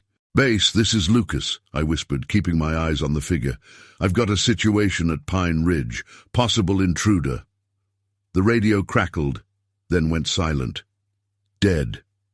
I cursed under my breath and took a step forward, flashlight in hand. "Hey!" I shouted, my voice shaking. "Who's out there?" No response.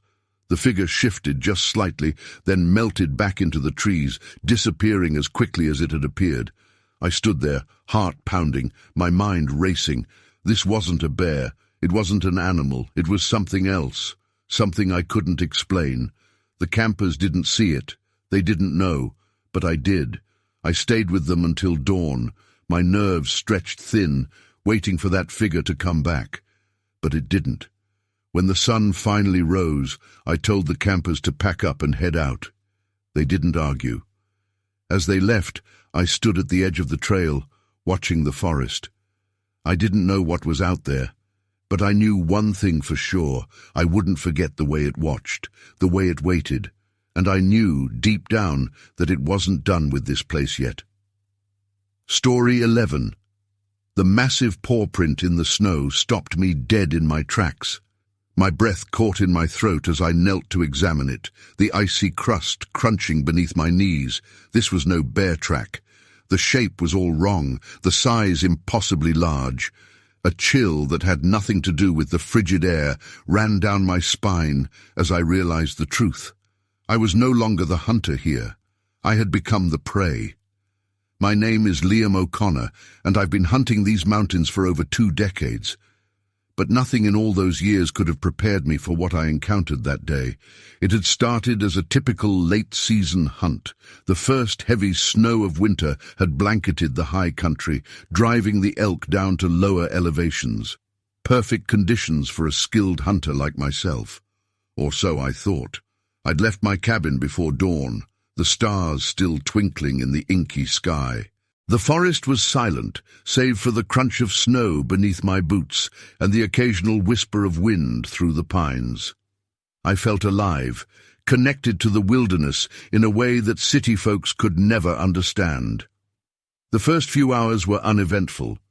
I spotted some deer tracks, a few grouse, but no sign of the elk I was after. It wasn't until midday that things began to change. I was crossing a small clearing when I noticed something odd. The snow was disturbed in a wide swath, as if something large had passed through recently. At first, I thought it might be a moose, but the pattern was all wrong. That's when I saw the first print. My heart hammered in my chest as I examined it. The print was easily twice the size of my gloved hand, with distinct toe marks and the impression of thick, matted fur around the edges. I'd seen plenty of bear tracks in my time, but this was something else entirely. "What the hell made you?" I muttered, tracing the outline with a trembling finger. A twig snapped somewhere in the forest behind me. I whirled around, my rifle at the ready, but saw only shadows and snow-laden branches. The silence that followed was oppressive, as if the entire forest was holding its breath. I should have turned back then. Every instinct screamed at me to retreat to the safety of my cabin. But curiosity, that damnable human trait, got the better of me. I had to know what made those tracks, so I followed them. The trail led me deeper into the wilderness, away from my familiar hunting grounds. The terrain grew rougher, the trees more gnarled and ancient. I lost track of time as I pushed on, my eyes fixed on the massive prints in the snow. It wasn't until I noticed the fading light that I realized how far I'd come. The short winter day was drawing to a close, and I was miles from my cabin. I cursed under my breath, knowing I'd have to make camp soon. That's when I saw it. A dark opening in the mountainside, partially obscured by a tangle of dead trees. A cave. As I drew closer, my blood ran cold. Scattered around the entrance were bones, lots of bones. Some were clearly animal, deer, elk, maybe even a bear, but others. I swallowed hard, fighting back a wave of nausea. Some of those bones looked disturbingly human. I should have run, should have turned tail and not looked back until I was safely back in civilization. But some morbid fascination kept me rooted to the spot, staring at the grisly scene before me. A low, rumbling growl echoed from the depths of the cave. It was unlike anything I'd ever heard, not quite animal, not quite human. The sound reverberated through my chest, setting every nerve on edge. I raised my rifle, though I knew in my gut it would be useless against whatever lurked in that cave. My hands shook as I backed away slowly, trying not to make any sudden movements. That's when I saw the eyes. Gleaming in the darkness of the cave, 2 pinpoints of amber light fixed directly on me. They were intelligent eyes, predator's eyes, and they were watching my every move. "Easy now," I whispered, more to myself than the creature. "Nice and slow." I took another step back, then another. The eyes followed me, unblinking. I was about 10 yards from the cave entrance when my boot caught on a hidden root. I stumbled, nearly losing my balance. In that moment, all hell broke loose. The creature burst from the cave with explosive speed. I caught a glimpse of matted fur, impossibly long limbs, and a face that would haunt my nightmares for years to come. Then my survival instincts kicked in, and I ran. I tore through the forest, branches whipping at my face, my lungs burning in the frigid air. I could hear it behind me, crashing through the underbrush with terrifying ease. Each thunderous footfall spurred me on, driving me to run faster than I ever had in my life. But it wasn't enough. The creature was gaining on me, its hot breath practically on the back of my neck. In desperation, I veered sharply to the right, hoping to lose it in a dense thicket of pines. It was a mistake. The deep snow caught me off guard, and I went down hard. My rifle flew from my grasp, disappearing into a snowbank. I scrambled to my feet, but I knew it was too late. I turned to face my pursuer, determined to meet my end on my feet. But what I saw made me question my sanity. The creature stood just beyond the trees, its massive frame heaving with exertion. In the fading daylight, I could finally see it clearly. It was like something out of a nightmare, over 8 feet tall, covered in thick, dark fur. Its face was a horrifying blend of ape and man, with a sloped forehead and a protruding jaw full of sharp teeth. But it was the eyes that held me transfixed. They were eerily human, filled with an intelligence that shouldn't exist in a beast that size. And right now, those eyes were studying me with an intensity that made my skin crawl. We stood there, hunter and hunted, locked in a silent standoff. My mind raced, trying to make sense of what I was seeing. This couldn't be real. Creatures like this didn't exist outside of campfire stories and bad horror movies. Yet here it was, standing before me in the flesh. Slowly, deliberately, the creature took a step forward. I tensed, ready for the attack, but it didn't charge. Instead, it tilted its head, almost curiously. Then, to my utter amazement, it spoke. The sound that came from its throat wasn't human speech, not exactly. It was a series of grunts and growls, but there was a cadence to it, a complexity that suggested language. I stood there, dumbfounded, as it vocalized. When it finished, it looked at me expectantly, as if waiting for a response. I opened my mouth, but no words came out. What do you say to a creature that shouldn't exist? I don't understand, I finally managed to stammer. The creature's eyes narrowed. It took another step forward, massive hands outstretched. I flinched, certain this was the end.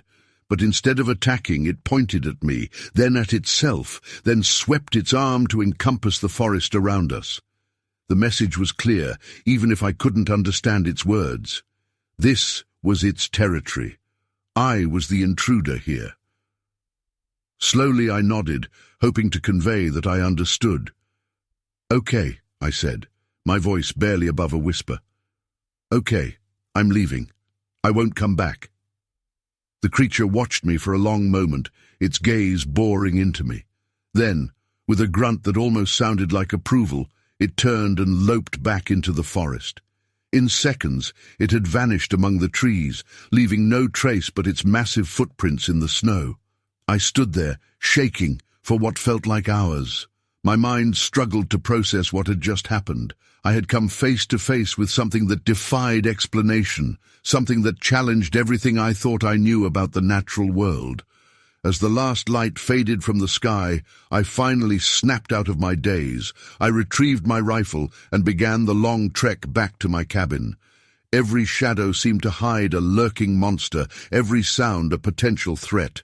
But nothing emerged from the darkness to challenge me again. I reached my cabin just as dawn was breaking. As I built a fire and tried to warm my frozen limbs, I knew my life had changed irrevocably. The wilderness I thought I knew so well suddenly felt alien and dangerous. But more than that, I was filled with a sense of wonder. There were things out there, hidden in the dark corners of the world, that defied our understanding. And I had been privileged, or cursed, to glimpse one of them. As I sipped a cup of strong coffee, my hands still shaking slightly, I made a decision. I would return to civilization, but not to spread the word of what I'd seen. No, some secrets were better left in the wilderness, but I knew I would be back. The mountains were calling, and now more than ever I had to answer.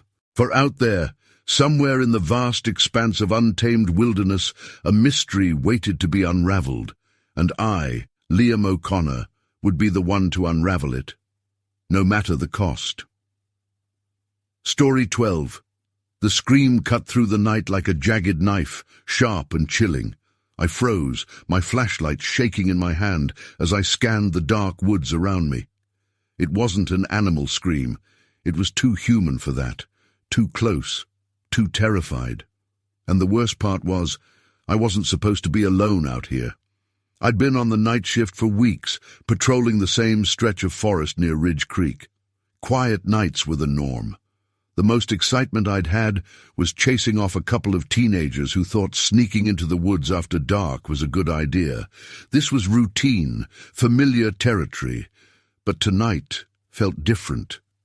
From the moment the sun dipped behind the mountains, leaving the trees in a dense shadow, the forest seemed off. The usual sounds of crickets, owls, and rustling leaves were muted. It was like the woods were holding their breath, waiting for something to happen. I was halfway through my route when I heard the scream. It came from deeper in the woods, far off the trail.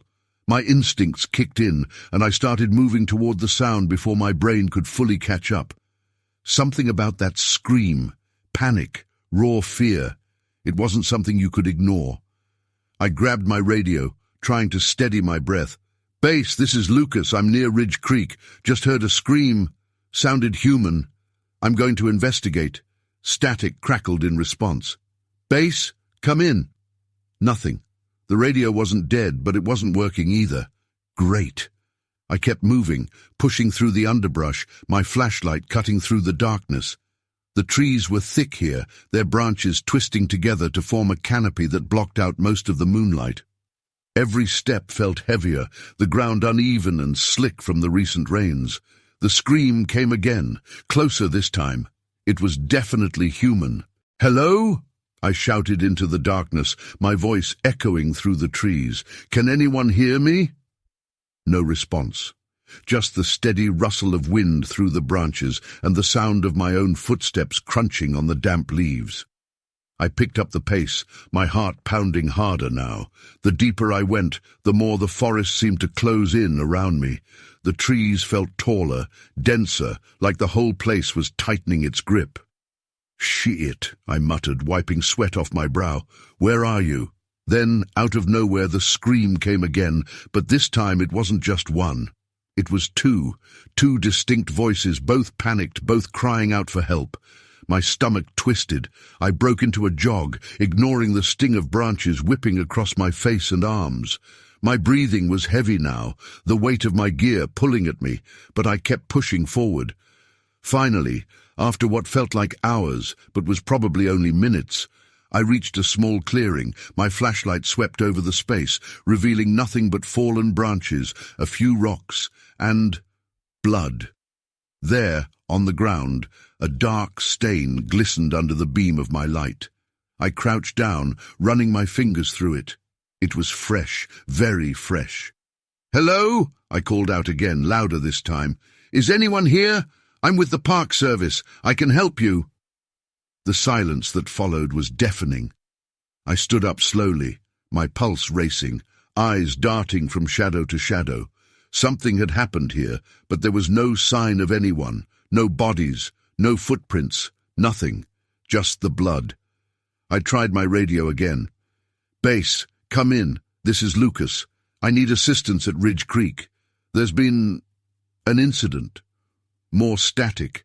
I cursed under my breath, stuffing the radio back into my belt.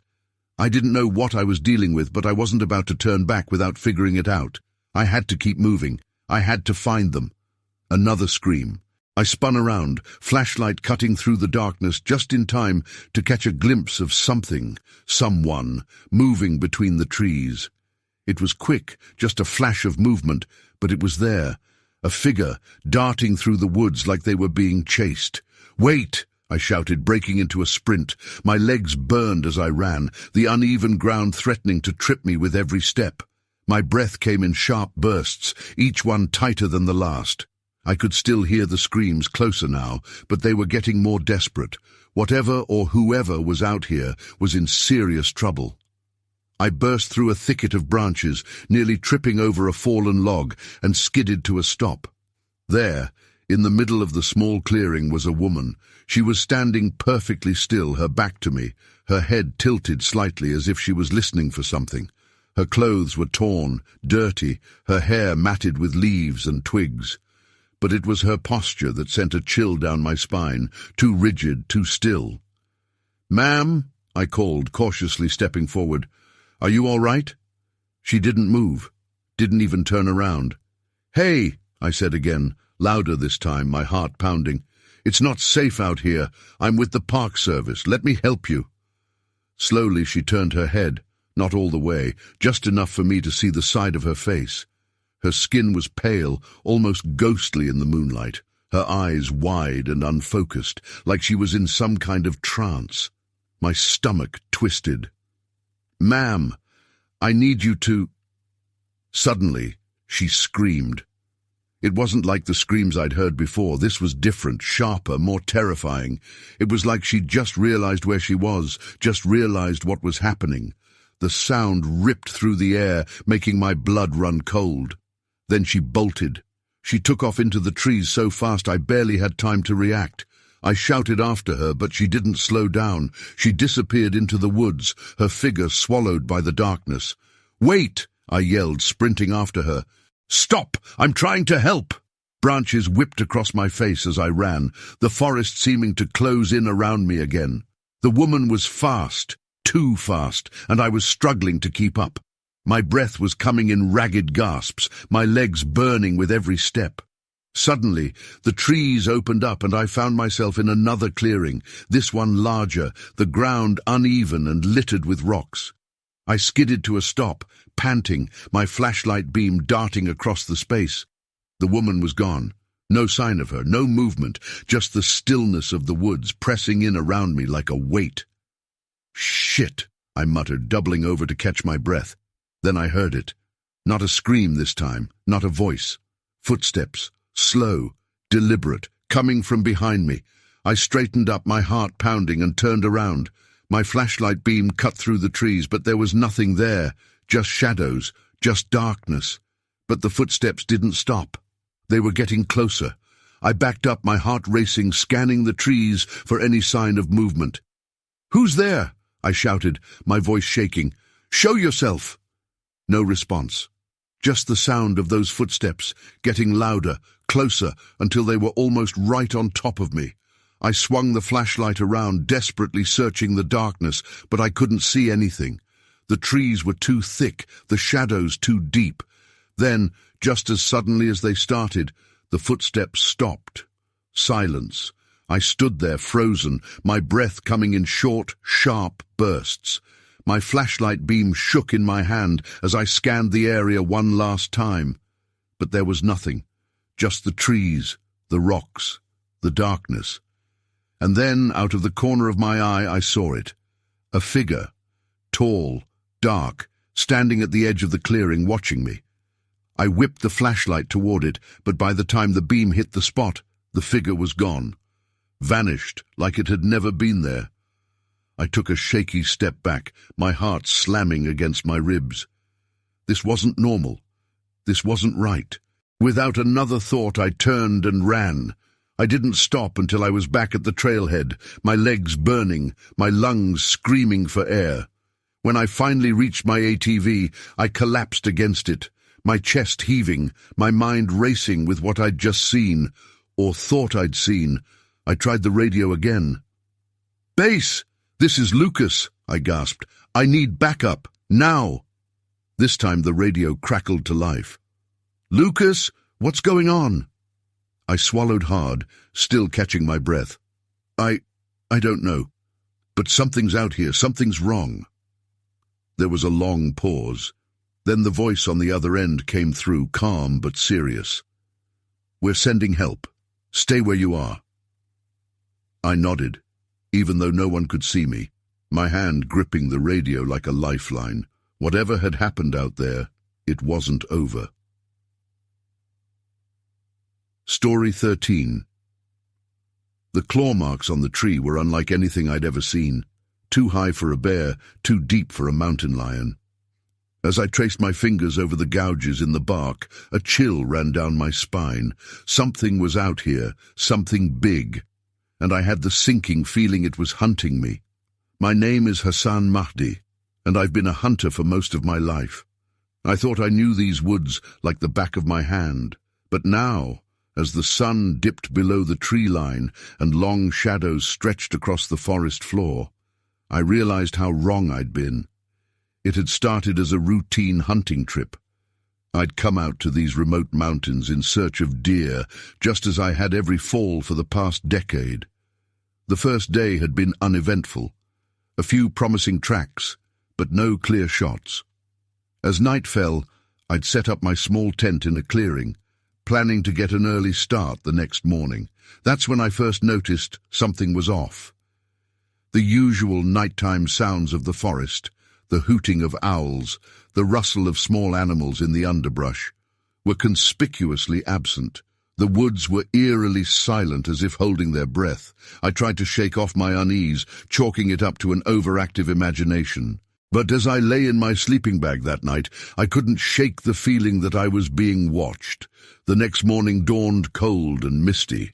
As I emerged from my tent, I noticed something that made my blood run cold. There, circling the clearing, were tracks, but not like any tracks I'd ever seen before. They were huge, easily twice the size of my own boot print, with long, claw-like indentations at the tips of the toes. My first instinct was to pack up and get the hell out of there, but curiosity, and if I'm being honest, a bit of pride, got the better of me. I was an experienced hunter, after all. Whatever had made those tracks, I told myself, I could handle it. So I shouldered my rifle and set off to follow the trail. The tracks led deeper into the forest, away from my usual hunting grounds. The trees grew denser, the underbrush thicker. More than once, I had to backtrack and search for where the trail picked up again. As the day wore on, my unease grew. I kept catching glimpses of movement out of the corner of my eye, but every time I turned to look, there was nothing there. The silence of the forest was oppressive, broken only by the crunch of my own footsteps and the pounding of my heart.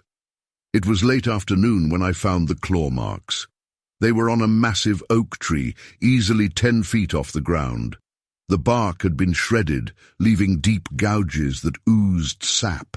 I stood there staring at the marks, my mind refusing to process what I was seeing. That's when I heard it. A low, rumbling growl that seemed to come from everywhere and nowhere at once. I spun around, rifle at the ready, but saw nothing but trees and shadows. "Who's there?" I called out, trying to keep the tremor out of my voice. "Show yourself!" Only silence answered me. I took a deep breath, trying to calm my racing heart. "Get it together, Hassan," I muttered to myself. "There's a logical explanation for this. There has to be." But deep down, I knew. Whatever was out here with me, it wasn't natural. It wasn't something that should exist in this world. As the light began to fade, I knew I had to make a decision. Try to make it back to my camp, or hunker down for the night where I was. The sensible part of me screamed to get out of there, to put as much distance between myself and whatever it was as possible.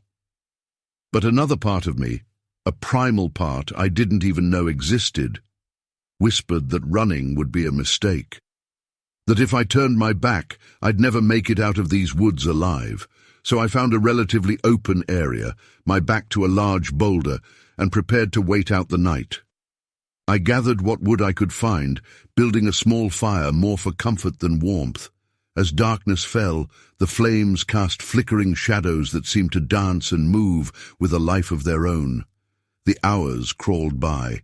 Every snapping twig, every rustle of leaves sent a jolt of adrenaline through my system. I kept my rifle close, though deep down I doubted it would be much use against whatever was out there. It was nearing midnight when I heard it again, that bone-chilling howl. It was closer this time, so close it made the hair on the back of my neck stand up.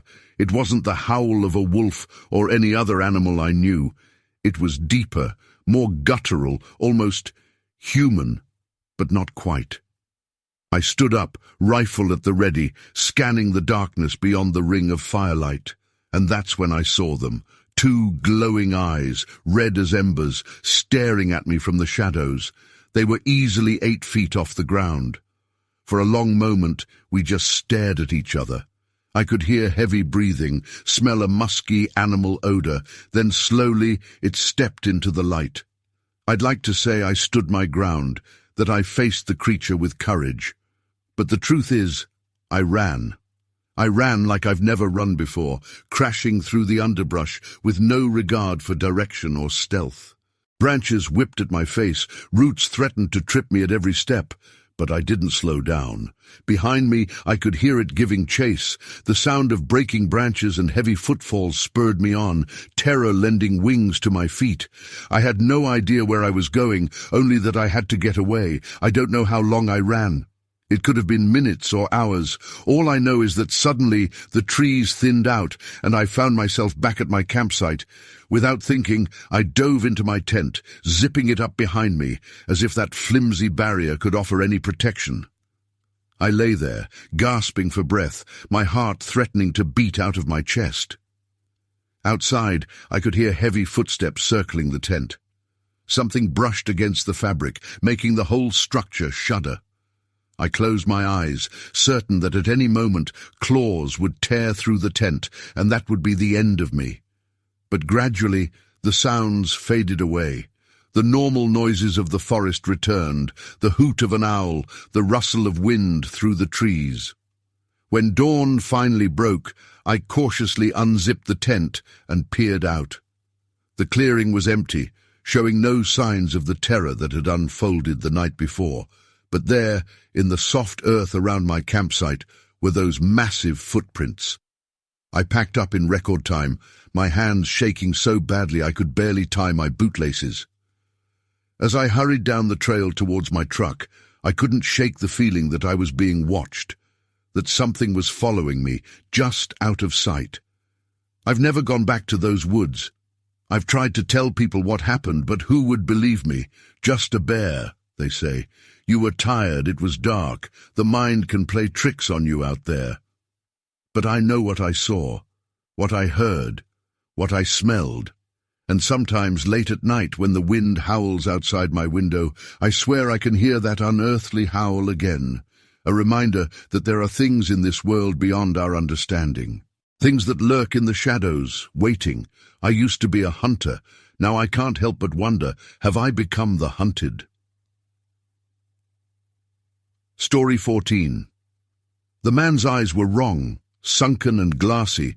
They stared at me with an intensity that made my skin crawl. His gaunt face and pallid skin spoke of illness or malnutrition, but the way he moved, fluid yet somehow unnatural, set off every alarm bell in my head. As he approached, his tattered clothes revealed something that turned my blood to ice.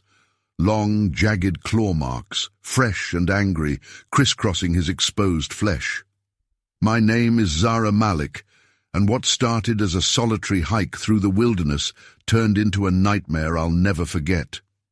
I'd always been a loner, more comfortable with the quiet of nature than the chaos of the city. This trail, winding through the dense forests of the Pacific Northwest, was my escape. A week-long trek to clear my head and reconnect with the world around me.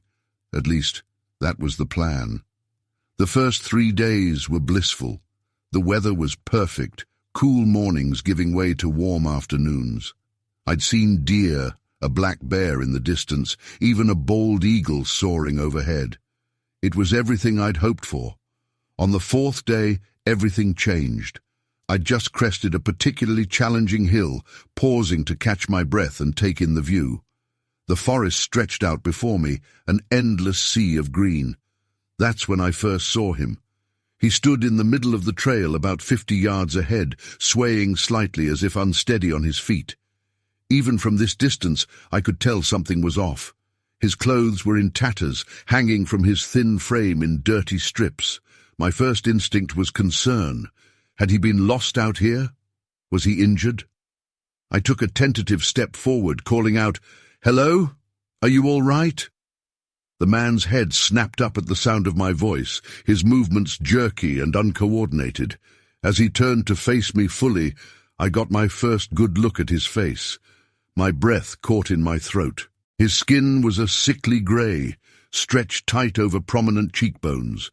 Dark circles ringed his eyes, which seemed to bulge slightly from their sockets. But it was the expression in those eyes that truly terrified me. A mixture of hunger and something else, something feral and inhuman.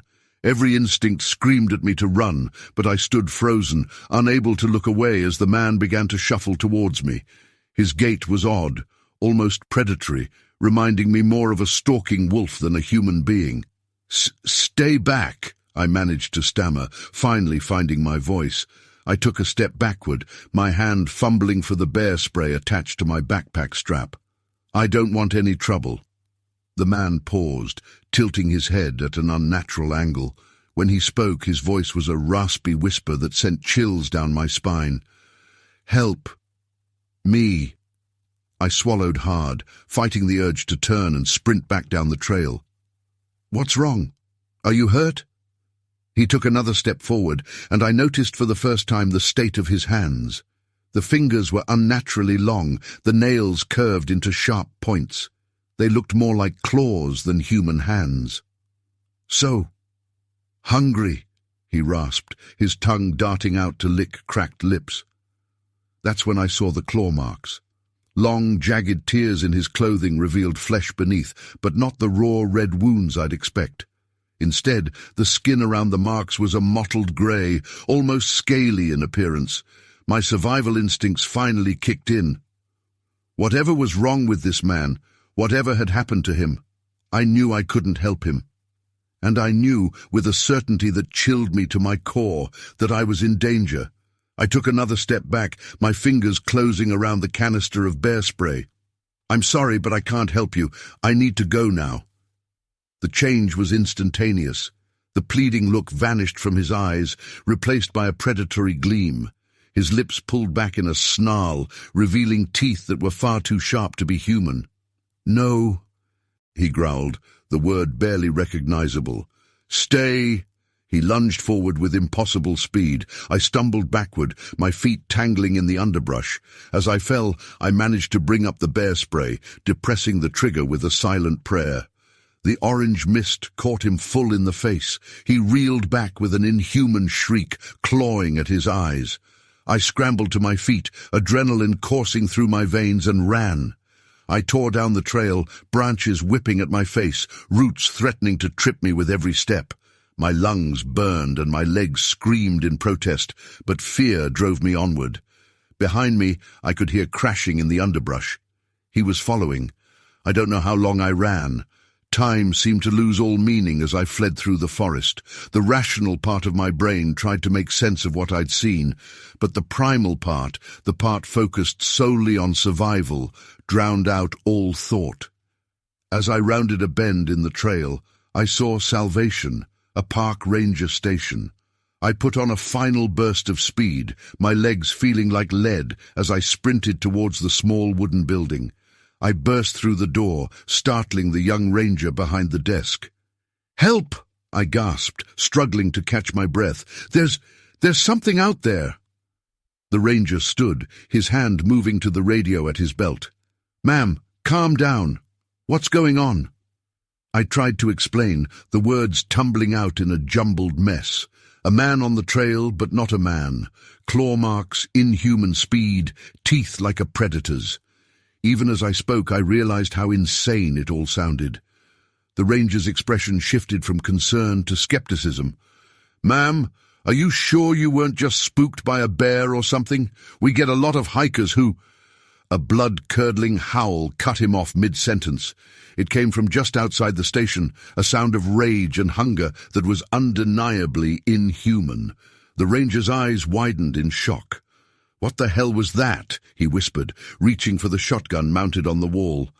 Before he could grab it, the window exploded inward in a shower of glass. A blur of motion, all claws and teeth, burst into the station.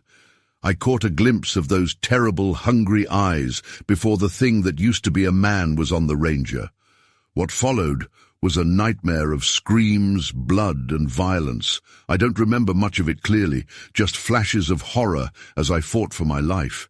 Somehow, in the chaos, I managed to grab the ranger's shotgun. The blast was deafening in the confined space of the station. The creature, I couldn't think of it as human anymore, was thrown backward, crashing into a filing cabinet. It slumped to the floor, motionless. Silence fell, broken only by my ragged breathing and the soft drip of blood on the wooden floor. The ranger lay still, his throat a mangled ruin. I stood there, shotgun shaking in my hands, waiting for the creature to move again. It didn't. I don't know how long I remained there, frozen in shock and terror. Eventually my training kicked in. I had to get help, had to report what had happened. With trembling fingers I reached for the radio on the ranger's belt. As I called for help, my eyes never left the creature's body. Even in death it looked wrong, too thin, too pale, more animal than human. What had happened to him out there in the wilderness? What could transform a person into that? The question swirled in my mind as I waited for help to arrive. I knew I'd never be the same after this day. The wilderness I'd loved, the solitude I'd craved, now seemed sinister and threatening. As sirens approached in the distance, I made a silent vow. I would find answers. Whatever had happened here, whatever was out there in the dark heart of the forest, I would uncover the truth. But for now, as the first police car pulled up outside the station, I allowed myself a moment of relief. I had survived. The nightmare was over. Or so I thought. Little did I know, my encounter in the woods was just the beginning. The true horror, the mystery that would consume my life, was only just beginning to unfold. Story 15. The low rustling near my tent woke me before dawn, just a faint sound at first, like something brushing through the underbrush.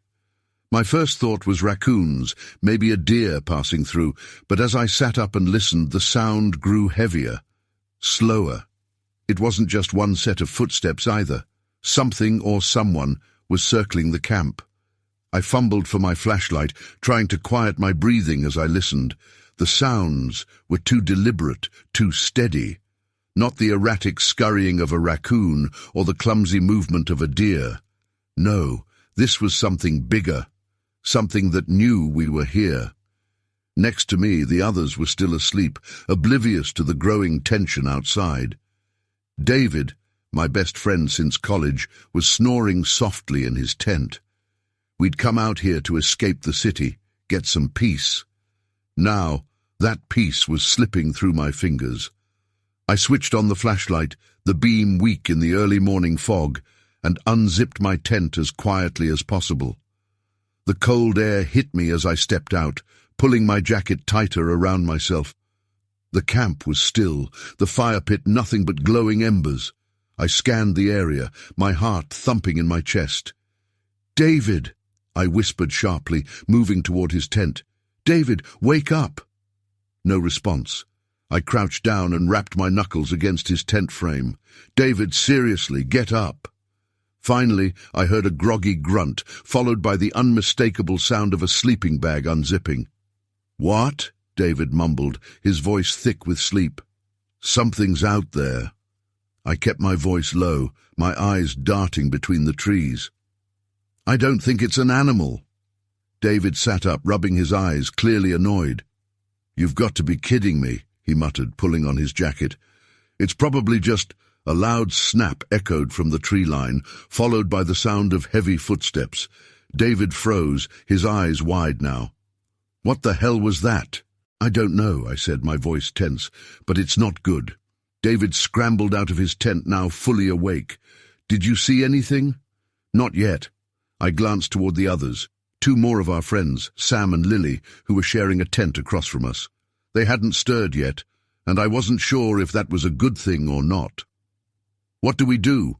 David asked, his breath coming in short, visible puffs in the cold air. I didn't answer right away. My mind was racing. The smart thing would be to wake everyone, pack up and get the hell out of here, but we were deep into the woods, at least 3 miles from the nearest road, and moving in the dark could be more dangerous than staying put. "I think we wait it out," I said finally, though I wasn't sure if I believed my own words. Could be nothing, just some animal passing through. David didn't look convinced. An animal that snaps branches like that? I opened my mouth to respond, but before I could say anything, there was another sound, this time closer, just beyond the edge of the firelight. It was heavy, dragging, like something big was moving through the brush. I turned the flashlight in that direction, but the beam barely cut through the fog.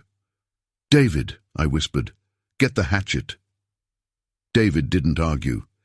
He ducked back into his tent and emerged a moment later, clutching the small camping hatchet we'd brought more as a precaution than anything else. His hands were shaking, the footsteps stopped. We stood there listening, our breaths shallow, the cold seeping into our bones. Nothing moved.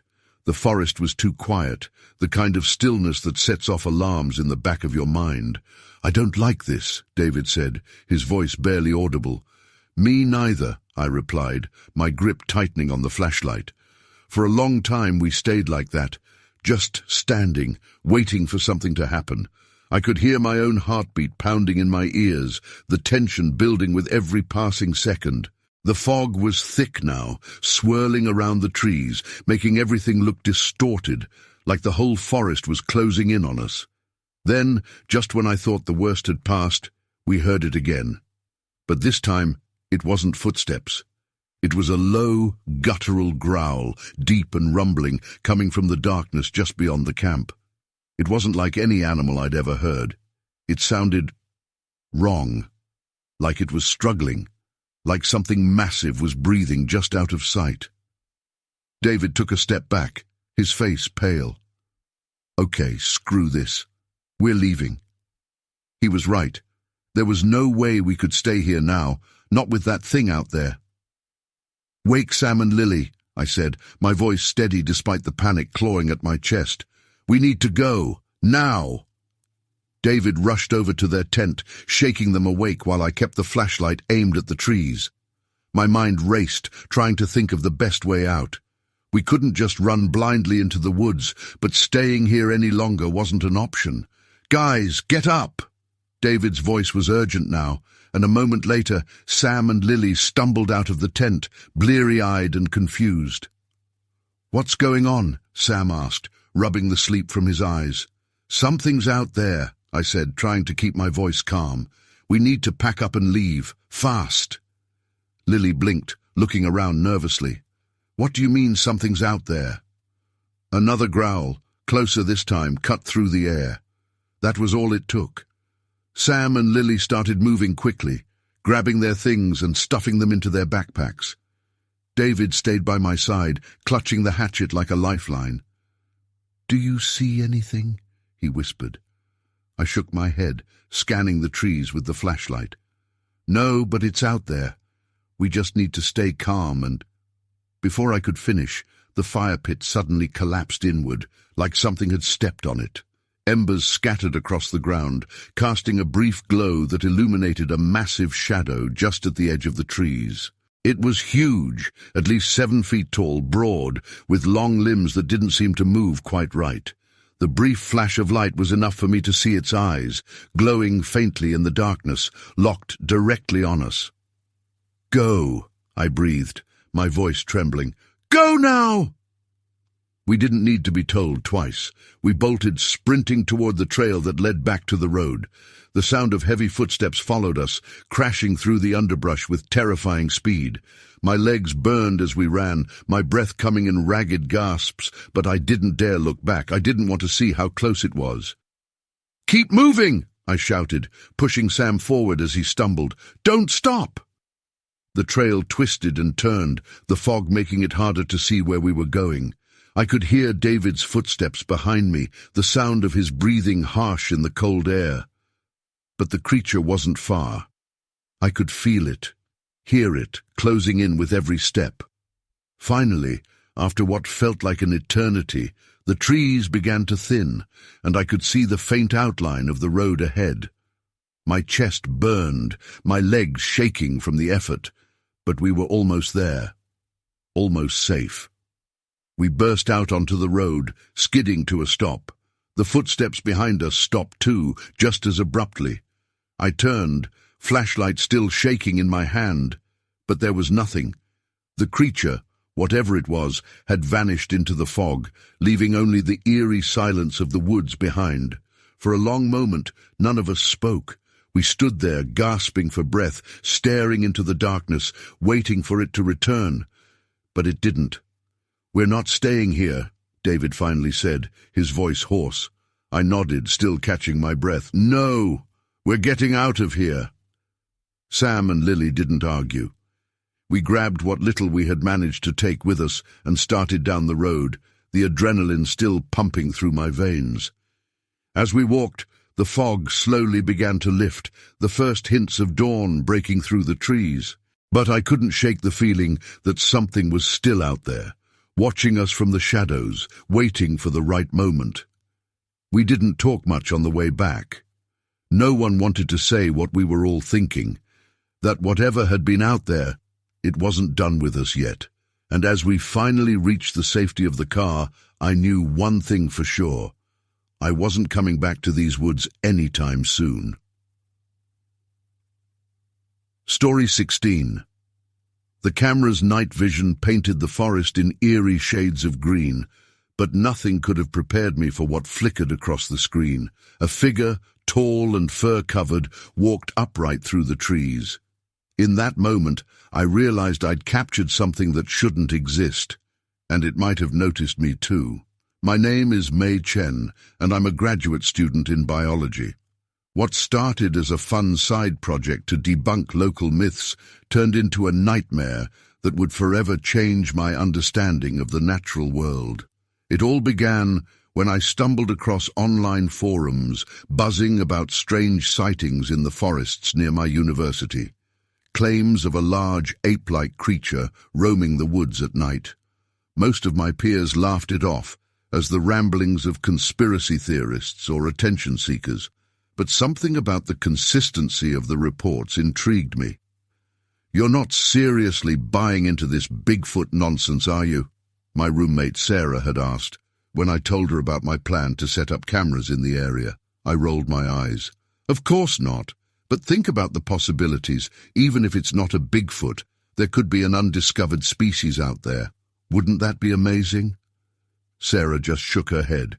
"Just be careful out there, okay? Those woods can be dangerous, especially at night."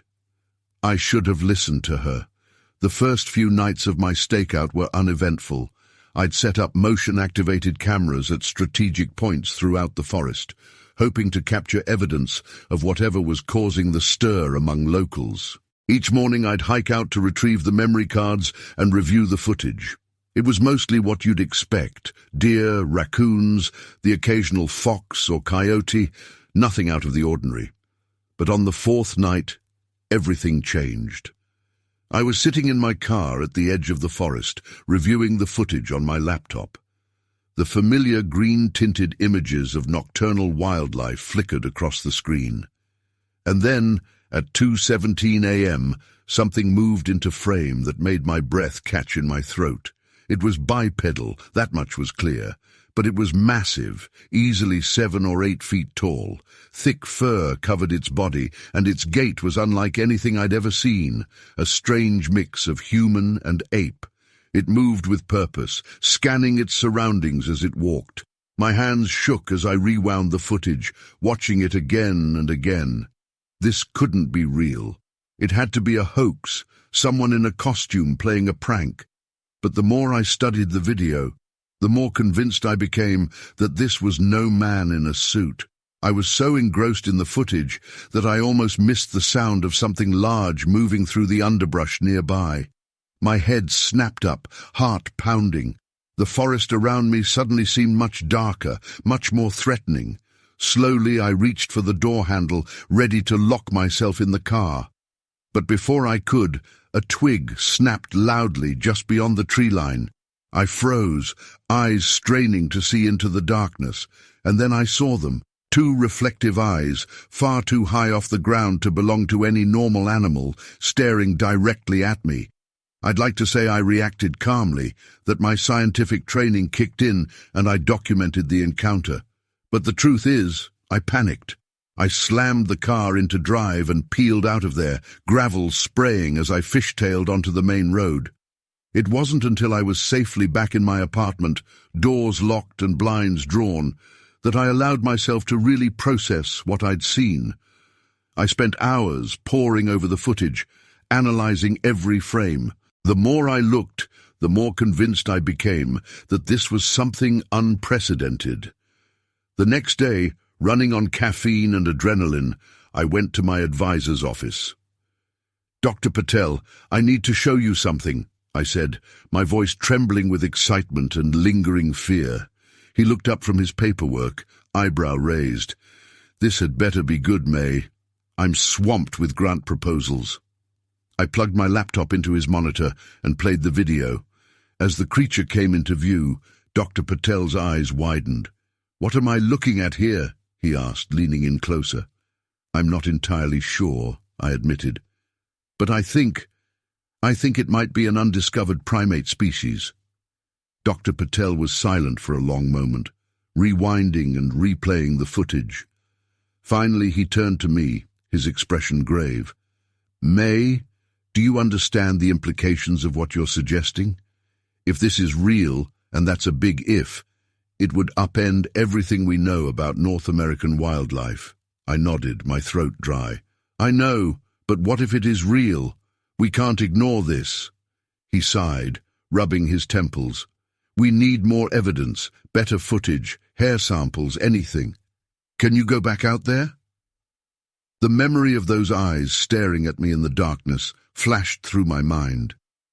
But my scientific curiosity overrode my fear. "Yes," I said, "I can do that." That night I found myself back in the forest, this time armed with better equipment and a determination to uncover the truth. I set up a new array of cameras, including some with better night vision capabilities. As I worked, I couldn't shake the feeling that I was being watched. Every rustle of leaves, every snapping twig made me jump, but I pressed on, reminding myself that this could be the discovery of a lifetime. It was nearing midnight when I heard it, a low, rumbling growl that seemed to come from everywhere and nowhere at once. I spun around, my headlamp illuminating trees and undergrowth, but nothing else. "Hello?" I called out, immediately regretting it. If there was something out there, I'd just given away my position. Silence fell over the forest, heavier and more oppressive than before. Then, from somewhere to my left, came the sound of heavy footsteps. Something large was moving through the trees, coming straight towards me. I backed up, fumbling for the bear spray on my belt. My back hit a tree, and I realized with growing horror that I was trapped. The footsteps grew closer. I could hear heavy breathing now, smell a musky animal odor. My headlamp flickered, the battery dying at the worst possible moment. In the fading light, I saw it step into the small clearing where I stood. It was just like in the video, but so much more terrifying in person, massive, covered in dark fur, with a face that seemed to be a bizarre mix of ape and human features. Our eyes met, and in that moment, I understood true fear. This wasn't just an animal. There was intelligence in those eyes, ancient and alien. It knew me. It had been watching me, just as I had been watching it. I'd like to say I stood my ground, that I faced this impossible creature with scientific detachment. But the truth is, I ran. I ran like I've never run before, crashing through the underbrush with no regard for direction or stealth. Behind me, I could hear it giving chase. Its heavy footfalls spurred me on. I burst out of the tree line, my car just ahead. With shaking hands, I fumbled with my keys, glancing back to see a large shadow emerging from the forest. As I peeled away, tires screeching, I caught one last glimpse in my rearview mirror. A tall, fur-covered figure standing at the edge of the woods, watching me go. The next day, I went back with a group of my colleagues to retrieve the cameras. But when we arrived, we found them all destroyed. The memory cards missing. The only evidence left behind were some strange tracks and tufts of unidentifiable fur caught on tree bark. I've tried to tell people what I saw, what I experienced, but without solid evidence, who would believe me? Dr. Patel advised me to keep quiet, warning that such extraordinary claims could ruin my academic career before it even began.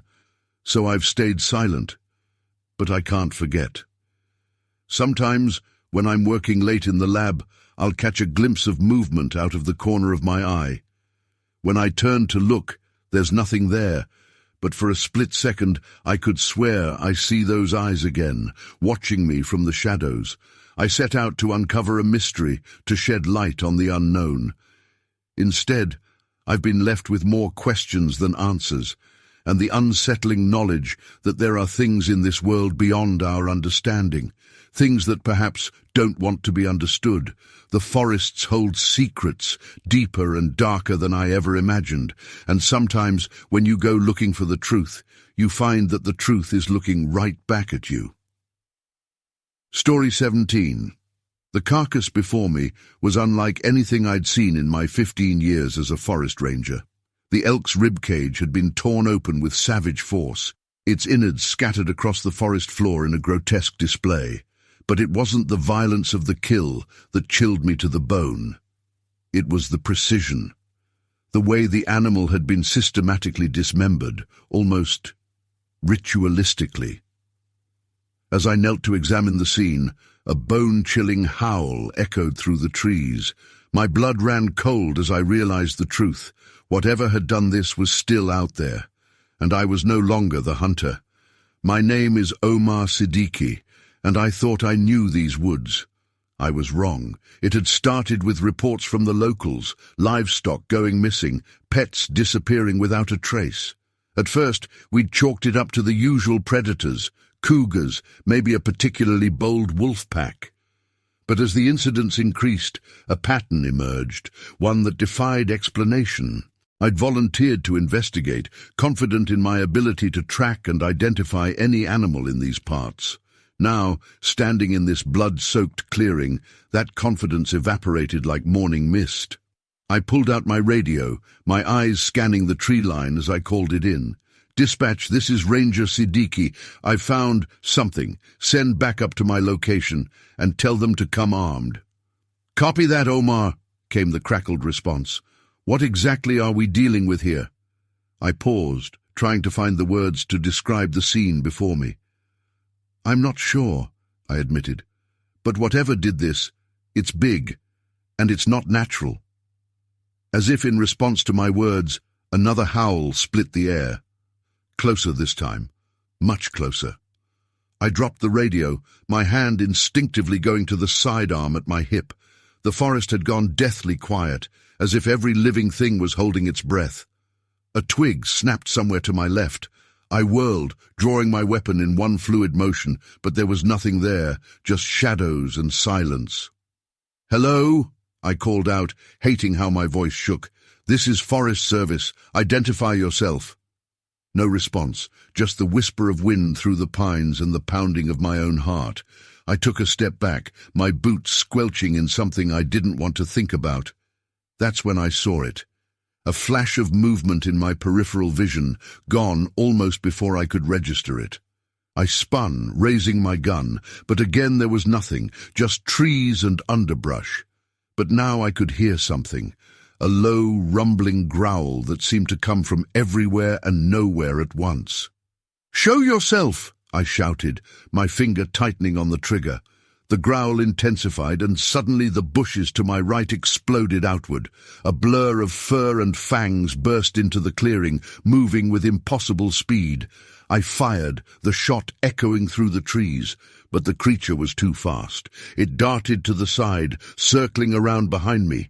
I turned, trying to keep it in my sights, but it was like trying to track a shadow. One moment it was there, a hulking shape at the edge of my vision. The next, it was gone. The growl had become a snarl now, filled with hunger and rage. It was toying with me, I realized, like a cat playing with a mouse before the kill. I backed up slowly, trying to put the mutilated elk carcass between me and whatever this thing was. "Easy now," I said, as much to myself as the creature. "Let's just calm down here." A harsh, barking sound filled the air. It took me a moment to realize it was laughter. This thing was laughing at me. "What are you?" I whispered, my eyes darting from shadow to shadow. As if in answer, it stepped into view. My breath caught in my throat as I finally got a clear look at my tormentor. It stood on two legs, easily 8 feet tall, its body covered in thick, matted fur. But it wasn't a bear, wasn't anything I'd ever seen before. Its face was a nightmarish blend of wolf and man, with an elongated snout filled with razor-sharp teeth and eyes that glowed with an unnatural intelligence. Those eyes fixed on me now, filled with a hunger that went beyond mere predatory instinct. This thing wasn't just looking for a meal, it wanted something more. "Stay back," I warned, raising my gun once more. "I don't want to hurt you." The creature's mouth pulled back in a grotesque approximation of a smile. When it spoke, its voice was a guttural growl that barely resembled human speech. "Hurt me," it rasped. "You cannot." I fired, the bullet striking it square in the chest. But instead of going down, the creature merely staggered back a step. It looked down at the wound, then back at me. The smile widened. "Oh, shit!" I breathed. It lunged, covering the distance between us in a single bound. I dove to the side, feeling the rush of air as claws narrowly missed my face. I rolled, coming up in a crouch, and fired again, and again, and again. The creature roared in pain and fury, but it didn't fall. If anything, the wound seemed to enrage it further. It charged, moving faster than anything that size had a right to. I turned and ran, abandoning all pretense of bravery. The forest blurred around me as I sprinted through the underbrush, branches whipping at my face. I could hear it behind me, crashing through the trees with terrifying ease. My lungs burned and my legs screamed in protest, but fear drove me onward. I had to reach the ranger station, had to get to safety. A root caught my foot, sending me sprawling. I hit the ground hard, the taste of blood filling my mouth. Dazed, I tried to push myself up, but my body wouldn't respond. Hot breath on the back of my neck told me it was too late. I rolled over, coming face to face with the creature. It loomed over me, saliva dripping from its jaws. "Please," I gasped, though I knew it was futile. This thing wasn't going to show mercy, but instead of tearing me apart, it paused. Its head tilted to the side, almost curiously. Then, to my utter amazement, it spoke again. "You... different," it growled. "Not like... others." I blinked, uncomprehending. What do you mean?" The creature's eyes narrowed. "Others... run, hide. You... face me." Understanding dawned. This thing, whatever it was, had been hunting humans, and I was the first to stand my ground. "I'm a forest ranger," I said, my voice steadier than I felt. "It's my job to protect these woods, even from things like you." The creature threw back its head and let out that barking laugh again. "Protect?" it snarled. "You cannot protect. These woods, mine now." With that, it turned and loped back into the forest, disappearing among the trees as if it had never been there at all. I lay there for a long moment, my heart pounding, trying to process what had just happened. The sound of approaching sirens snapped me back to reality. Backup was finally arriving. As I struggled to my feet, I knew my life had changed irrevocably. The forest I thought I knew so well suddenly felt alien and threatening. There were things out there, hidden in the shadows, that defied explanation. But more than that, I was filled with a sense of purpose. Whatever this creature was, wherever it had come from, it was a threat to everything and everyone I had sworn to protect. As the first police car pulled up, lights flashing, I made a silent vow. I would find this thing. I would stop it, no matter the cost. The locals' tales of monsters in the woods were no longer just stories. The nightmare was real. And I, Omar Siddiqui, was the only one who knew the truth. As I gave my report to the bewildered officers, my mind was already racing, planning my next move. The hunt was on. But this time, I wasn't sure who was the hunter and who was the prey. One thing was certain: these woods would never be the same again, and neither would I. Story 18. The first tree I saw bent at an impossible angle sent a chill down my spine. By the 10th, I knew we were in trouble. Whatever had done this wasn't natural, and it was clear we weren't alone in these mountains anymore. My name is Klaus Bergman, and I've been a mountain guide in the Alps for over 2 decades. I thought I'd seen everything these peaks could throw at me: sudden storms, avalanches, even the occasional lost hiker who'd wandered too far off the beaten path. But nothing could have prepared me for what we encountered on that fateful expedition. It was supposed to be a routine 5-day trek, challenging enough to give my group of 6 amateur hikers a sense of accomplishment, but nothing too extreme. We'd set out early on a crisp autumn morning, the air sharp with the scent of pine and the promise of adventure. The first 2 days went smoothly. We made good time, stopping occasionally for photos and to admire the breathtaking vistas. I remember thinking how lucky I was to call this my office. It was on the 3rd day that things started to feel off. We'd veered slightly off our planned route to avoid a rockfall I'd spotted in the distance. The new path took us through a dense patch of forest I wasn't as familiar with. That's when I noticed the first bent tree. At first, I tried to rationalize it. Maybe it was a freak windstorm or some strange geological phenomenon. But as we pressed on, the signs became harder to ignore. "Klaus!" called out Erica, one of the hikers, her voice tinged with unease. "What could have done this?" I turned to see her pointing at a massive pine, its trunk twisted like a corkscrew. The top third of the tree had been snapped clean off, leaving jagged splinters reaching towards the sky. "I'm not sure," I admitted, fighting to keep my voice steady. "Let's keep moving. We want to reach the next campsite before dark." As we hiked on, the forest around us grew increasingly strange. More trees bent and broken in ways that defied explanation. Deep gouges in the bark of some, too high up to have been made by any bear or known predator, and always that nagging feeling that we were being watched. The group's chatter, which had been so lively in the morning, had dwindled to nervous whispers. I could feel their eyes on me, looking for reassurance. But how could I reassure them when I was struggling to make sense of it myself? We reached the clearing where I'd planned to make camp just as the sun was dipping below the mountain tops. Normally, I'd be busy setting up tents and getting a fire going, but something made me hesitate. "Everyone stay close," I said, my eyes scanning the tree line. "I want to check the perimeter before we settle in." I'd barely taken 3 steps when I saw it. A shadow, massive and hunched, moving between the trees at the edge of the clearing. It was gone in an instant, so quick I almost convinced myself I'd imagined it. Almost. "Did you see that?" whispered Marco, one of the younger hikers. His face had gone pale, eyes wide with fear. I nodded grimly. "Everyone back to back, now!"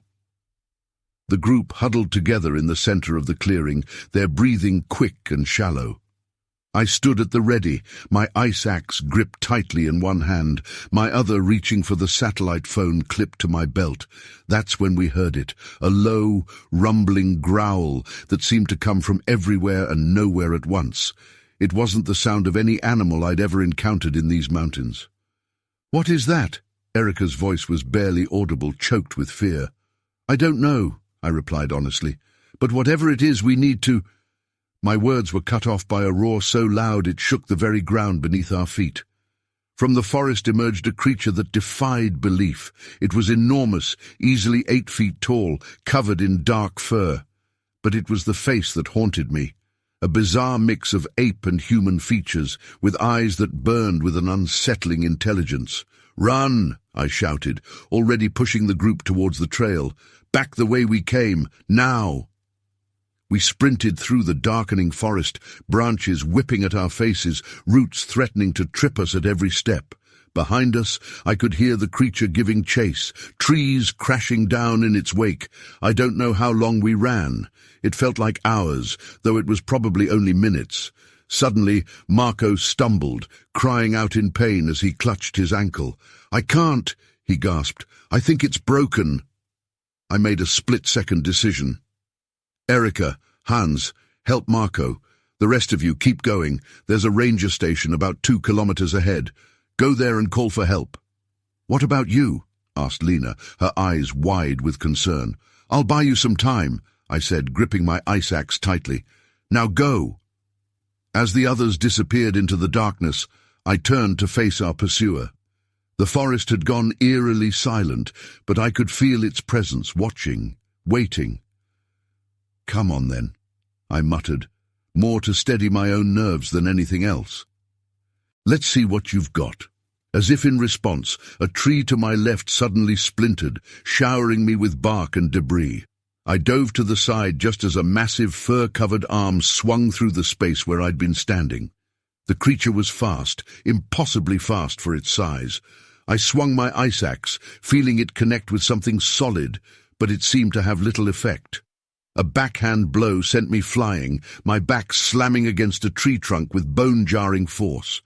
Dazed, I looked up to see the creature looming over me. This was it, I thought. This is how it ends. But then, from somewhere in the distance came the sound of voices and approaching lights. The creature's head snapped around, its eyes narrowing. It let out one final, ear-splitting roar before melting back into the shadows of the forest. I must have blacked out, because the next thing I remember is waking up in a hospital bed, my body a mass of cuts and bruises. The others had made it to safety, thank God, but when I tried to tell the authorities what had happened, what we'd seen, I was met with skepticism and thinly veiled concern for my mental state. "Probably a bear," they said. "You were tired, it was dark. The mind can play tricks on you out there." But I know what I saw, what we all saw, and sometimes late at night when the wind howls outside my window, I swear I can hear that unearthly roar again. I don't guide expeditions anymore. How could I, knowing what's out there? But I can't stay away from the mountains entirely. They call to me, as they always have. Only now, when I look up at those majestic peaks, I can't help but wonder, what other secrets are they hiding? The official report chalked it up to a freak storm and an aggressive bear. The broken trees, the strange tracks, all explained away with rational scientific explanations. But those of us who were there, we know the truth. There are things in this world beyond our understanding, things that lurk in the shadows of our so-called civilized world. And sometimes, when we venture into the wild places, we become painfully aware of just how small and insignificant we really are. I still have nightmares about that night. The glowing eyes, the impossible strength, the intelligence behind that otherworldly gaze. But more than that, I'm haunted by the questions. What was it? Where did it come from? And most chillingly, are there more of them out there? I may never know the answers, but one thing's for certain, I'll never look at the mountains the same way again. And neither, I suspect, will anyone else who was there that night. We've seen behind the veil, glimpsed a world beyond our understanding, and there's no going back from that. Story 19. The creature in the photo shouldn't exist. My hands trembled as I zoomed in on the image, heart pounding against my ribs. There, half hidden behind a gnarled oak, stood something that defied explanation, bipedal, yet clearly not human. Massive, fur-covered, with eyes that reflected an impossible intelligence. I lowered the camera, my breath catching in my throat as thunder rumbled overhead. Whatever we'd captured on film was out there somewhere in the storm-shrouded forest, and our flimsy research base suddenly felt as protective as tissue paper. My name is Mei Chen, and I came to these woods to study wildlife, not monsters. It had started as a routine expedition. Our team of 4, myself, Dr. Aidan O'Brien, Carla Mendoza, and Tariq Nassar, had been tasked with conducting a biodiversity survey of this remote stretch of old-growth forest. 3 weeks of cataloguing plants, setting up camera traps, and tracking animal movements. Standard stuff. The first 2 weeks had been uneventful, if you can call close encounters with bears and mountain lions uneventful, but it was on day 16 that everything changed. I was reviewing the footage from our motion-activated cameras, expecting the usual parade of deer, raccoons, and the occasional curious bear. That's when I saw it. "Hey guys," I called out, my voice tight. "You need to see this." Aidan was the first to reach me, peering over my shoulder at the laptop screen. "What have you got, May? Another cougar?" I wordlessly rewound the footage, zooming in on the figure lurking at the edge of the frame. Aidan's sharp intake of breath told me he saw it too. "What the hell is that?" he muttered, leaning in closer. Carla and Tariq joined us, crowding around the small screen. For a long moment, no one spoke. We all just stared at the impossible image before us. "It's got to be a bear," Tariq said finally, but his voice lacked conviction. "Maybe standing on its hind legs." I shook my head. "Look at the proportions, the way it moves. That's no bear." "Then what is it?" Carla asked, her voice barely above a whisper. Before I could answer, a deafening crack of thunder shook the base. The lights flickered ominously. "Damn storm's getting close," Aidan muttered, moving to check the windows. "We should power down the non-essentials, save the generator fuel." I nodded, but my eyes were drawn back to the screen, to those eerily intelligent eyes staring back at me from the forest shadows. As night fell, the storm intensified. Rain lashed against the windows of our base, and the wind howled like a living thing. We huddled around the table, poring over the footage, trying to make sense of what we'd seen. Could it be some kind of undiscovered primate? Carla suggested, though she didn't sound convinced. Tarek shook his head. Not in this part of the world, and nothing that size could have gone undetected for so long. So what then? I asked, frustration edging into my voice. Are we seriously considering, Bigfoot, Aiden finished, a wry smile on his face. Sasquatch? The legendary missing link? I rolled my eyes. Come on, you can't seriously believe... My words were cut off by another thunderous boom, this one much closer. The lights went out, plunging us into darkness. Shit, Aiden cursed. Generator must have been hit. I'll go check it out. I'll come with you, Tarek offered, already reaching for his raincoat. As they prepared to venture out into the storm, an uneasy feeling settled in the pit of my stomach. Be careful, I called after them, and hurry back. Carla and I waited in tense silence, the darkness broken only by occasional flashes of lightning, minutes stretched into what felt like hours. They should be back by now, Carla said, voicing the fear we both felt. I nodded, moving towards the door. Let's go check on them. We stepped out into the tempest, rain immediately soaking through our clothes. The beam of my flashlight cut through the darkness, revealing a world of thrashing branches and swirling leaves.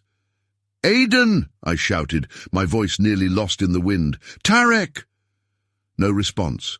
We made our way around the side of the base to where the generator was housed. The sight that greeted us turned my blood to ice. The generator's casing had been torn open, its innards strewn across the muddy ground. But it wasn't lightning that had done this damage.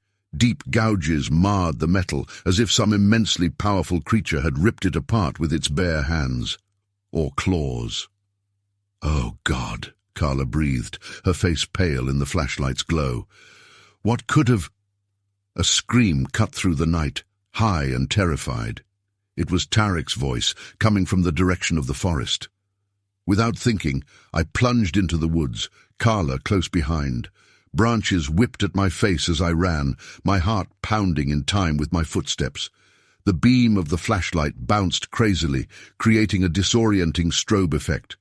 "Tarek!" I yelled. "Aiden, where are you?"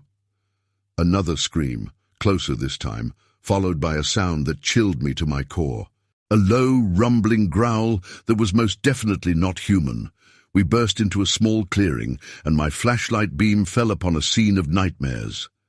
Tarek lay on the ground, motionless, and standing over him, its massive frame silhouetted against the storm-racked sky, was the creature from our footage. It turned at our approach, and I found myself staring into those impossible eyes once more. But this time, there was no camera lens between us.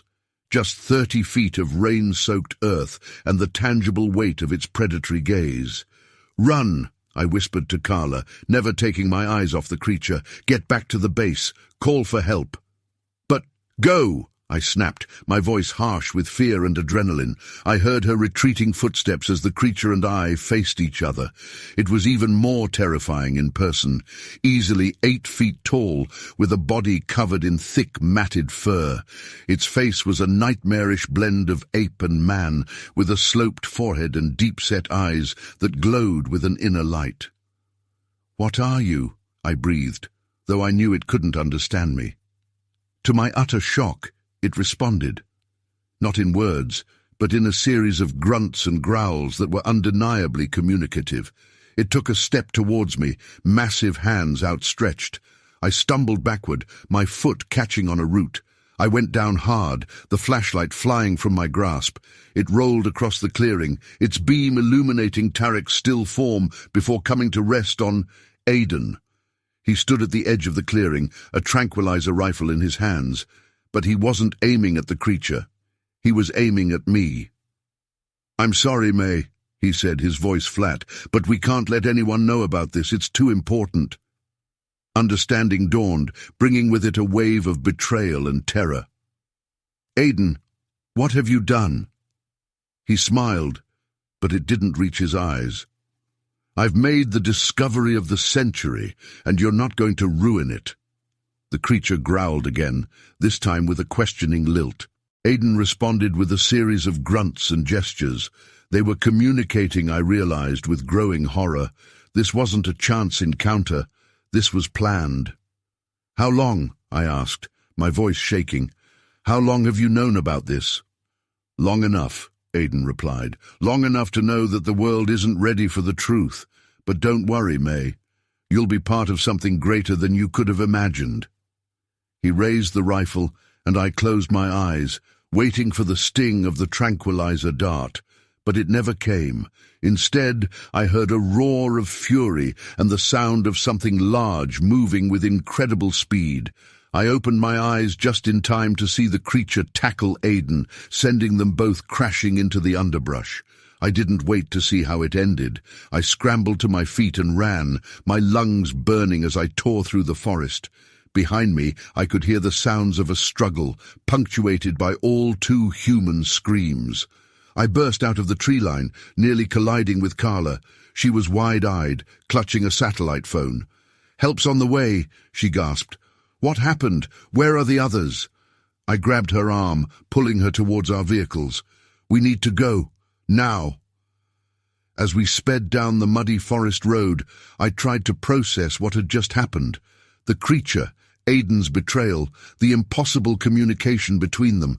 It was too much to take in. But one thing was clear. The world as I knew it had changed forever. There were things out there, hidden in the shadows of the wilderness, that defied explanation. And now, I was part of that secret. As the first light of dawn broke through the storm clouds, I made a silent vow. I would find answers. I would uncover the truth about what lurked in these woods, no matter the cost. The hunt for Bigfoot was no longer a myth. It was my reality, and I had a feeling this was only the beginning. Story 20. The sound of heavy breathing outside my tent wasn't human. It wasn't animal either. It was something else, something that shouldn't exist. And as I lay there, frozen in terror, I knew that my solo climbing trip had just become a fight for survival. My name is Anita Kovacs, and I've been an avid climber for most of my adult life. I'd scaled peaks all over the world, from the Andes to the Himalayas, but it was the remote mountains of my native Hungary that always called me back. There was something about their rugged, untamed beauty that spoke to my soul. This particular expedition was supposed to be a simple 3-day trek to test some new gear before a bigger climb. I'd chosen a rarely used trail in the Book Mountains, known for its challenging terrain and stunning vistas. The isolation was part of the appeal, just me, the mountains, and the sky. The first day went smoothly. I made good time, stopping occasionally to admire the view and check my coordinates. As the sun began to set, I found a small clearing perfect for setting up camp. I pitched my tent, heated up some freeze-dried stroganoff, and settled in for the night, feeling content and at peace with the world. It was the middle of the night when I first heard it, a sound that didn't belong. At first, I thought it might be the wind, or perhaps a curious animal investigating my campsite. But as I listened, my blood ran cold. It was breathing, deep and rhythmic, coming from just outside my tent. I lay perfectly still, barely daring to breathe. Whatever was out there, it was big, much bigger than any animal native to these mountains. I could hear its footsteps now, heavy and deliberate, circling my tent. My mind raced, trying to make sense of what was happening. A bear? No, bears weren't common in this area, and besides, the footsteps sounded wrong. Too heavy, too purposeful. Suddenly, a shadow fell across my tent. Something large was standing right outside. I could smell it now, a musky animal odor that made my nose wrinkle. My heart was pounding so hard I was sure the creature could hear it. Then, without warning, a massive hand paw swiped at my tent, ripping through the fabric like it was tissue paper. I caught a glimpse of thick, dark fur and gleaming eyes before my survival instincts kicked in. I scrambled out of my sleeping bag, grabbing my headlamp and knife. With shaking hands, I unzipped the tent's rear entrance and tumbled out into the night.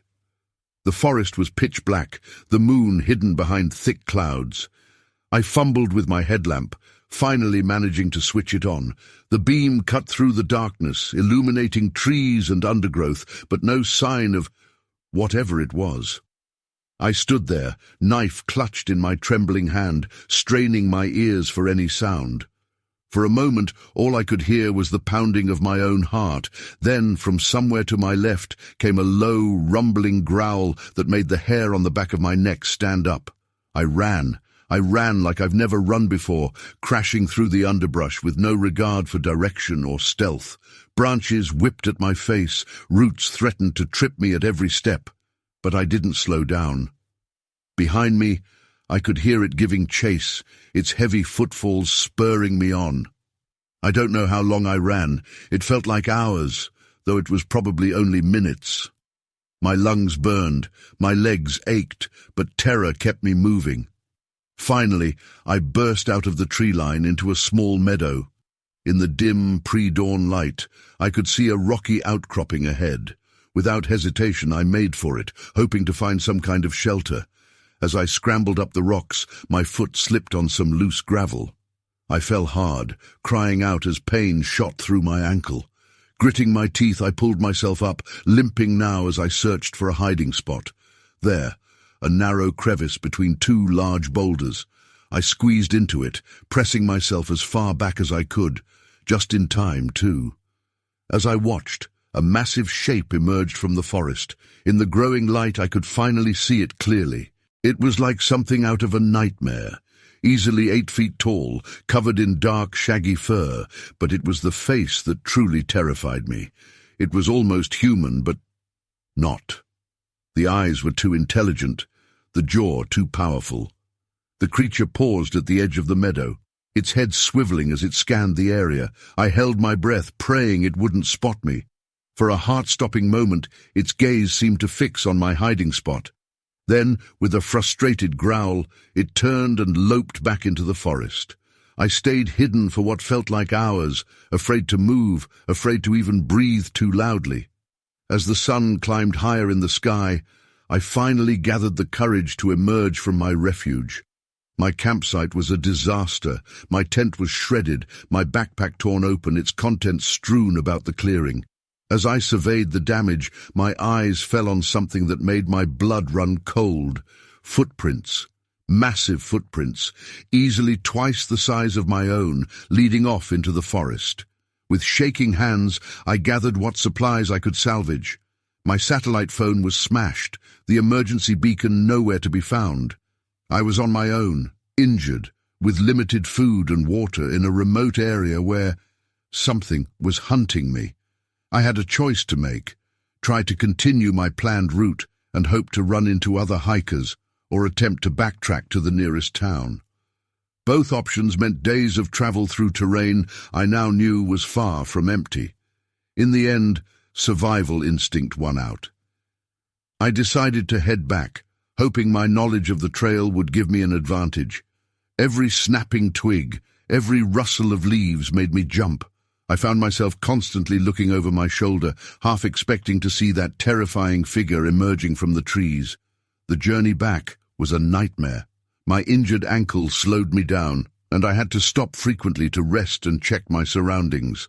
I rationed my food and water carefully, knowing I had at least 2 days of hard hiking ahead of me. On the second night, as I huddled in a hastily made shelter of branches and leaves, I heard it again, that deep, rhythmic breathing. It was out there, watching, waiting. I didn't sleep a wink that night. My knife clutched tightly in my hand, every muscle tensed for flight. When dawn broke, I was exhausted but alive, and more determined than ever to make it out of these mountains. I pushed on, ignoring the pain in my ankle, the gnawing hunger in my stomach. I was so close now, I could almost taste civilization. It was late afternoon when I finally stumbled out of the forest and onto the outskirts of a small village. I must have been quite a sight. Dirty, bloodied, wild-eyed. The locals stared as I limped down the main street, but I didn't care. I was safe. I had made it. The official report chalked it up to a bear attack, possibly aggravated by illegal logging in the area. My stories of an unknown bipedal creature were dismissed as the product of fear and exhaustion. Even I began to doubt my own memories as time passed. But sometimes late at night, I wake up in a cold sweat, the sound of heavy breathing echoing in my ears. And I know deep in my bones that what I encountered out there was real, that there are things in this world beyond our understanding, things that lurk in the wild places we've forgotten. I still climb. I can't stay away from the mountains. They're a part of me. But I never go alone anymore, and I always keep one eye on the shadows. Because now I know the truth. We're not alone out there, and some mysteries are better left unsolved. Story 21. The eyes in the darkness weren't human. I'd seen plenty of animals' eyes reflect light before. Deer, wolves, even the occasional bear. But these were different. Larger, more widely set, and filled with an intelligence that sent ice through my veins. As I huddled deeper in my sleeping bag, the acrid stench of rotting meat filled the cave. The realization hit me like a physical blow. I wasn't alone in here, and whatever was sharing this space with me was far more dangerous than the blizzard raging outside. My name is Nikolai Volkov, and I've been climbing mountains for over 2 decades, but nothing in all those years could have prepared me for what I encountered in that god-forsaken cave. It had started as a solo attempt on Mount Elbrus, the highest peak in Europe. I'd climbed it before, but never in winter. The challenge called to me, a siren song I couldn't resist. I should have known better. The weather had turned quickly, as it often does in the Caucasus. One moment I was making good progress up the mountain's snow-covered flank. The next I was engulfed in a whiteout of biblical proportions. Visibility dropped to 0, the wind howling like a pack of wolves. I knew I had to find shelter fast, or become another statistic in the mountain's grim tally. That's when I stumbled upon the cave, a dark gash in the mountainside, barely visible through the swirling snow. I didn't hesitate. I dove inside, grateful for any respite from the storm's fury. At first, the cave seemed like salvation. It was deep enough to block the wind, with a floor that sloped upward, staying dry. I shed my outer layers, heavy with snow, and set up my emergency bivouac. As I huddled in my sleeping bag, sipping hot tea from my thermos, I allowed myself to relax. I'd wait out the storm here, then continue my ascent once it passed. If only I'd known. The first hint that something was off came as darkness fell. A sound echoed from deep within the cave, a scraping, shuffling noise that set my teeth on edge. I told myself it was just the wind, or maybe some small animal seeking shelter like me. But deep down, I knew that wasn't true. I fumbled for my headlamp, its beam cutting through the inky blackness. That's when I saw them, the eyes. They blinked once slowly, then vanished. My heart hammered against my ribs as I swept the light back and forth, searching for any sign of whatever it was. But there was nothing, just shadows and stone. "Hello?" I called out, hating how my voice shook. "Is someone there?" No response. Just the howling of the wind outside and the pounding of my own pulse in my ears. I tried to convince myself it was just my imagination, overtired brain playing tricks on me. But then the smell hit me. A wave of putrid air that nearly made me gag. It was the unmistakable stench of decay, of meat left to rot. Something moved in the darkness beyond my light's reach. A whisper of sound, almost lost beneath the storm's fury. But I heard it, and I knew, with a certainty that chilled me to my core, that I was no longer alone. "Who's there?" I demanded, my voice stronger now, fueled by fear and adrenaline. "Show yourself!" A low growl was my only answer, resonating from the depths of the cave. It was unlike anything I'd ever heard before, not quite animal, not quite human. It raised the hair on the back of my neck and sent a primal jolt of terror through my body. I scrambled to my feet, nearly tripping over my sleeping bag in my haste. My mind raced, weighing my options. The storm still raged outside, a frozen hell that would likely kill me in minutes. But staying here, trapped with whatever this was. The decision was made for me as something large shifted in the darkness. I caught a glimpse of matted fur, of limbs too long to be natural, before it melted back into the shadows. "Stay back!" I shouted, brandishing my ice axe like a weapon. "I'm warning you!" A harsh barking sound filled the cave, laughter, I realized with dawning horror. This thing was laughing at me, and then it spoke. "Warm!" The voice rasped, barely recognizable as speech. "You... warm!" I felt the blood drain from my face. This couldn't be happening. Things like this didn't exist outside of campfire stories and bad horror movies. "What are you?" I whispered, though I dreaded the answer. It moved again, and this time I got a clear look at my tormentor. It was massive, easily 7 feet tall, with a body covered in thick, shaggy fur. Its face was a nightmarish blend of human and animal features, with a protruding jaw full of sharp teeth and eyes that glowed with an unnatural intelligence. "Hungry!" it growled, taking a step towards me. I backed away, my grip tightening on the ice axe. "Stay back," I warned. "I don't want to hurt you." It tilted its head almost curiously. "Hurt? Me?" it rumbled. "Little man cannot hurt." It lunged forward with shocking speed. I swung the ice axe in a wild arc, feeling it connect with something solid. The creature roared in pain and fury, recoiling for a moment. I didn't wait to see if I'd done any real damage. I turned and ran, deeper into the cave. It was suicide to go outside, but I couldn't stay here with that thing. The beam of my headlamp bounced crazily as I stumbled through the darkness, the roars of the creature echoing behind me. The cave twisted and turned, the floor becoming treacherously uneven.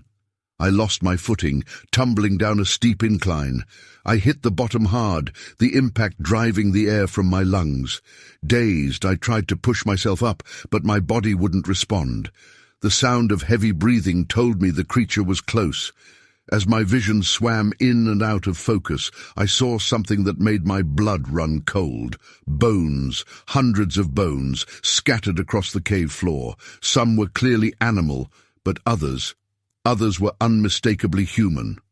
The creature loomed over me, its massive frame blocking what little light remained. I could smell its fetid breath, feel the heat radiating from its body. "Please!" I gasped, though I knew it was futile. This thing wasn't going to show mercy, but instead of tearing me apart, it paused. Its head tilted to the side almost curiously. Then, to my utter amazement, it spoke again. "You... different," it growled. "Not like others." I blinked, uncomprehending. What do you mean?" The creature's eyes narrowed. "Others scream, run, you fight." Understanding dawned. This thing, whatever it was, had been preying on humans, and I was the first to stand my ground. "I'm a mountaineer," I said, my voice steadier than I felt. "I've faced death before. Even if you kill me, I won't give you the satisfaction of my fear." The creature threw back its head and let out that barking laugh again. "Brave," it snarled, "stupid but brave." With that, it turned and lumbered back into the darkness, leaving me alone among the bones of its previous victims. I lay there for a long moment, my heart pounding, trying to process what had just happened. The storm still raged outside, but now it seemed like the lesser of two evils. As I struggled to my feet, I knew my life had changed irrevocably. The world I thought I knew had been torn apart, revealing horrors beyond imagination lurking in the shadows. But more than that, I was filled with a sense of purpose. Whatever this creature was, wherever it had come from, it was a threat to every person who ventured into these mountains. As I gathered what remained of my gear, my mind was already racing, planning my next move. I would return to civilization, but not to spread tales of monsters. No, I would come back prepared. To hunt. To end this nightmare once and for all. The beast in the cave had let me live, perhaps out of some twisted respect for my bravery, but in doing so, it had sealed its own fate. For now, it faced an enemy it couldn't hope to understand: human determination. As I stepped out into the howling blizzard, I felt no fear, only resolve. The hunt was on, and this time I would be the predator.